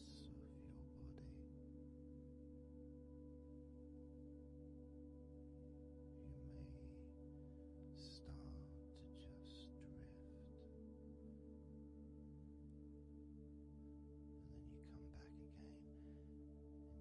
back again and you hear me talking, and I'm focusing on a different part of your body. You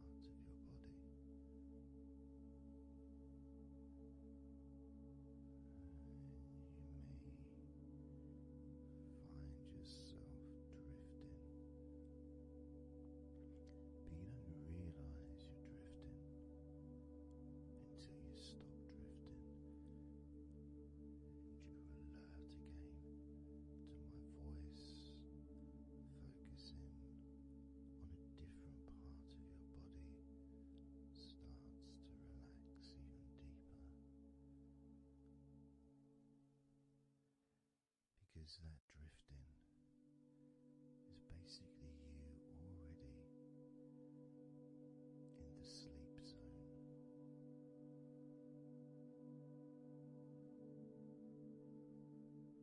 And the more you drift, the longer you drift, and the longer you drift,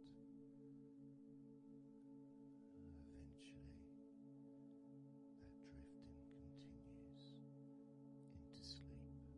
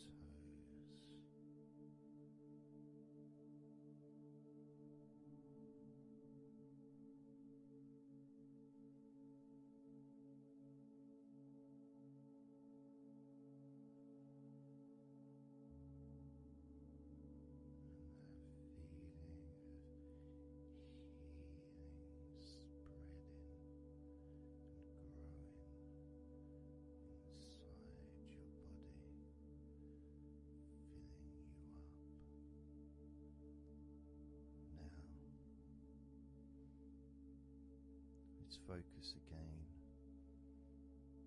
on parts of your body. Focusing this time on your forehead.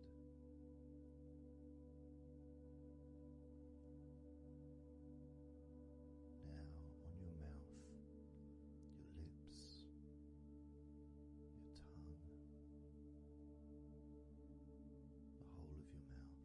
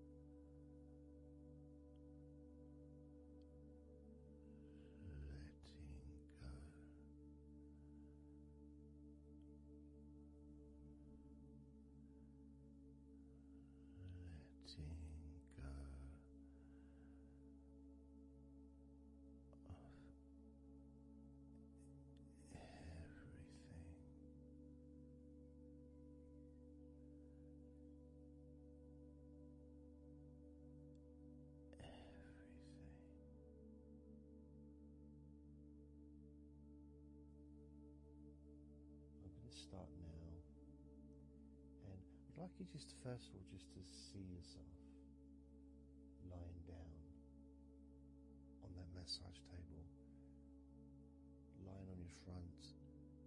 Your head is supported, your arms are supported, and you feel comfortable, and breathing is really easy, and you feel confident in how you look as well. So there's none of that issue of body problems or shyness, because I'm a professional and this is a therapy session, so none of that stuff matters whatsoever. This is about you. This is about how you feel and how you can enjoy that sense of comfort and relaxation that comes from letting go and allowing my hands and my fingers to relax you by massaging your body.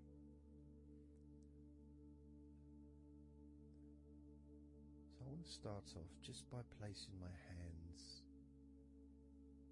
on the back of your head, just gently, just so you can feel what my hands feel like really on you. So you can maybe feel the warmth of my hands on the back of your head. And I'll move my hands to the side of your head, not pressing but just holding there very gently, maybe over your ears and a little bit on your face, just so you can feel my hands, so you can become accustomed to them.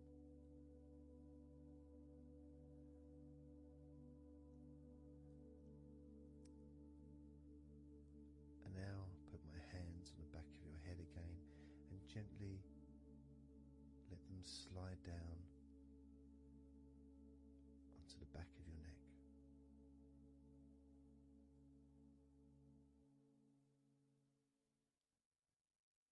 You can feel my hands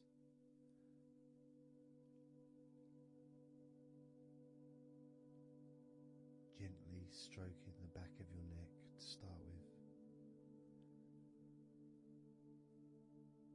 just so you can get used to the feeling of my hands on your skin. Get accustomed to it. Realize that you're safe and it's all good, it's all fine.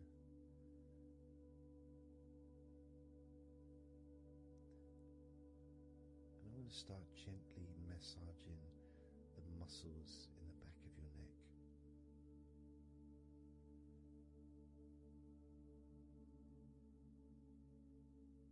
With both hands.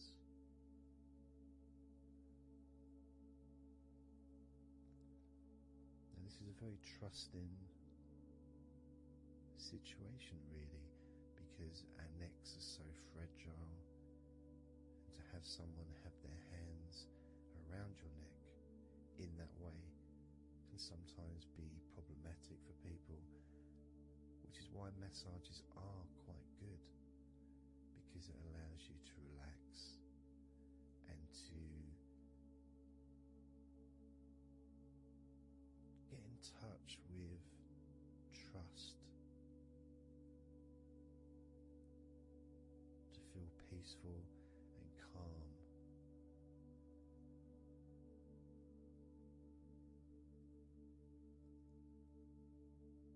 There's a massage the sides of your neck, gently,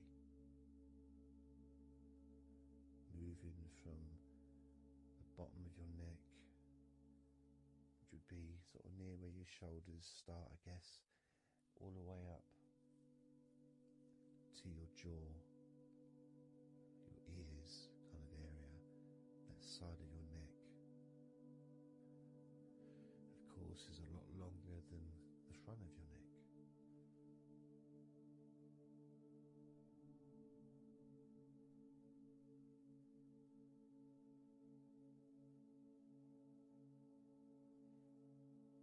And massaging the back of your neck, especially that area where perhaps we hold tension. And as that area is massaged, you can actually feel a sense of release in the back of your neck.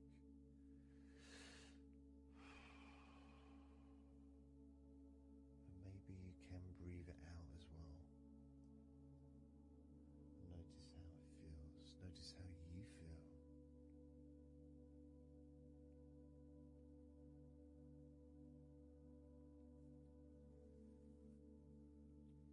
Then moving down to that area between your neck and your shoulders, that muscly area, starting to massage that area on both sides. I mean, this would be the area that a lot of people would massage if they were going to give you like a shoulder massage. Even that's not technically the shoulders, but it's all the muscles that lead to the shoulders, from the neck, and again that can hold tension and stress. And when massaged, sometimes a nice deep massage is useful, and you decide how deep that massage is.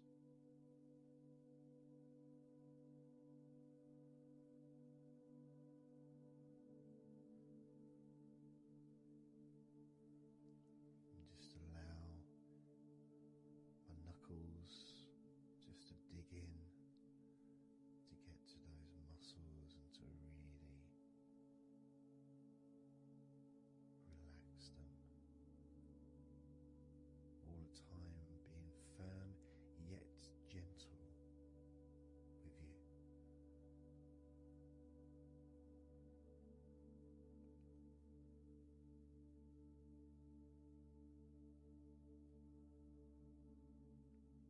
Just stroking down that area to your actual shoulders, moving to the muscles of your shoulders,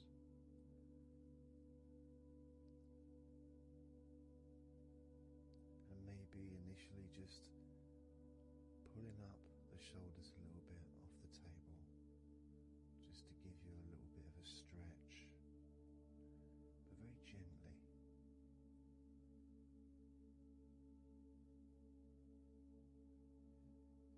Muscles at the front of your shoulders, the sides and the back.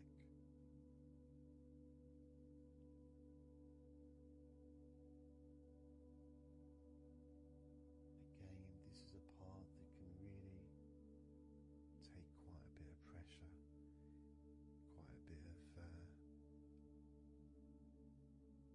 kneading, if you wish, to really release the tension, to really get into those muscles, and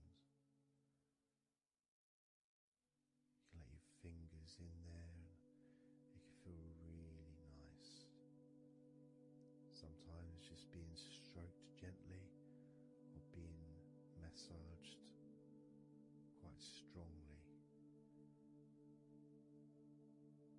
can all be beneficial to the relaxation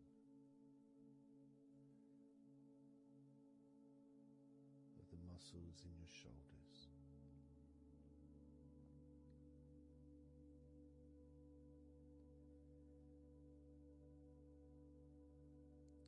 Now, as we move down your arms,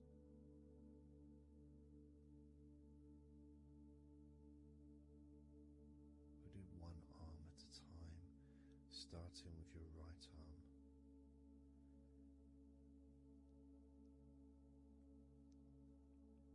What I'll do is I'll just lift your arm up, just hold it to the side of you.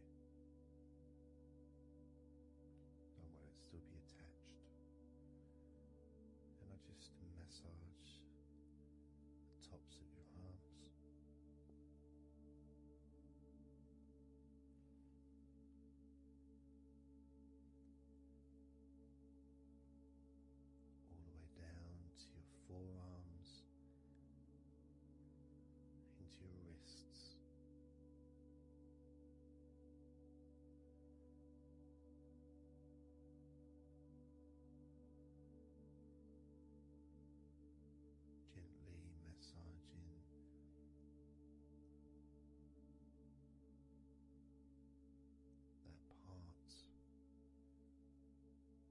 softer part, which is the under part of the arm,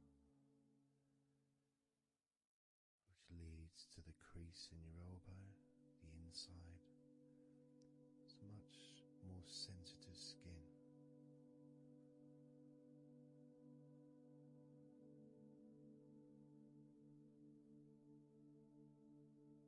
Sometimes just having that stroked can feel really nice, pleasurable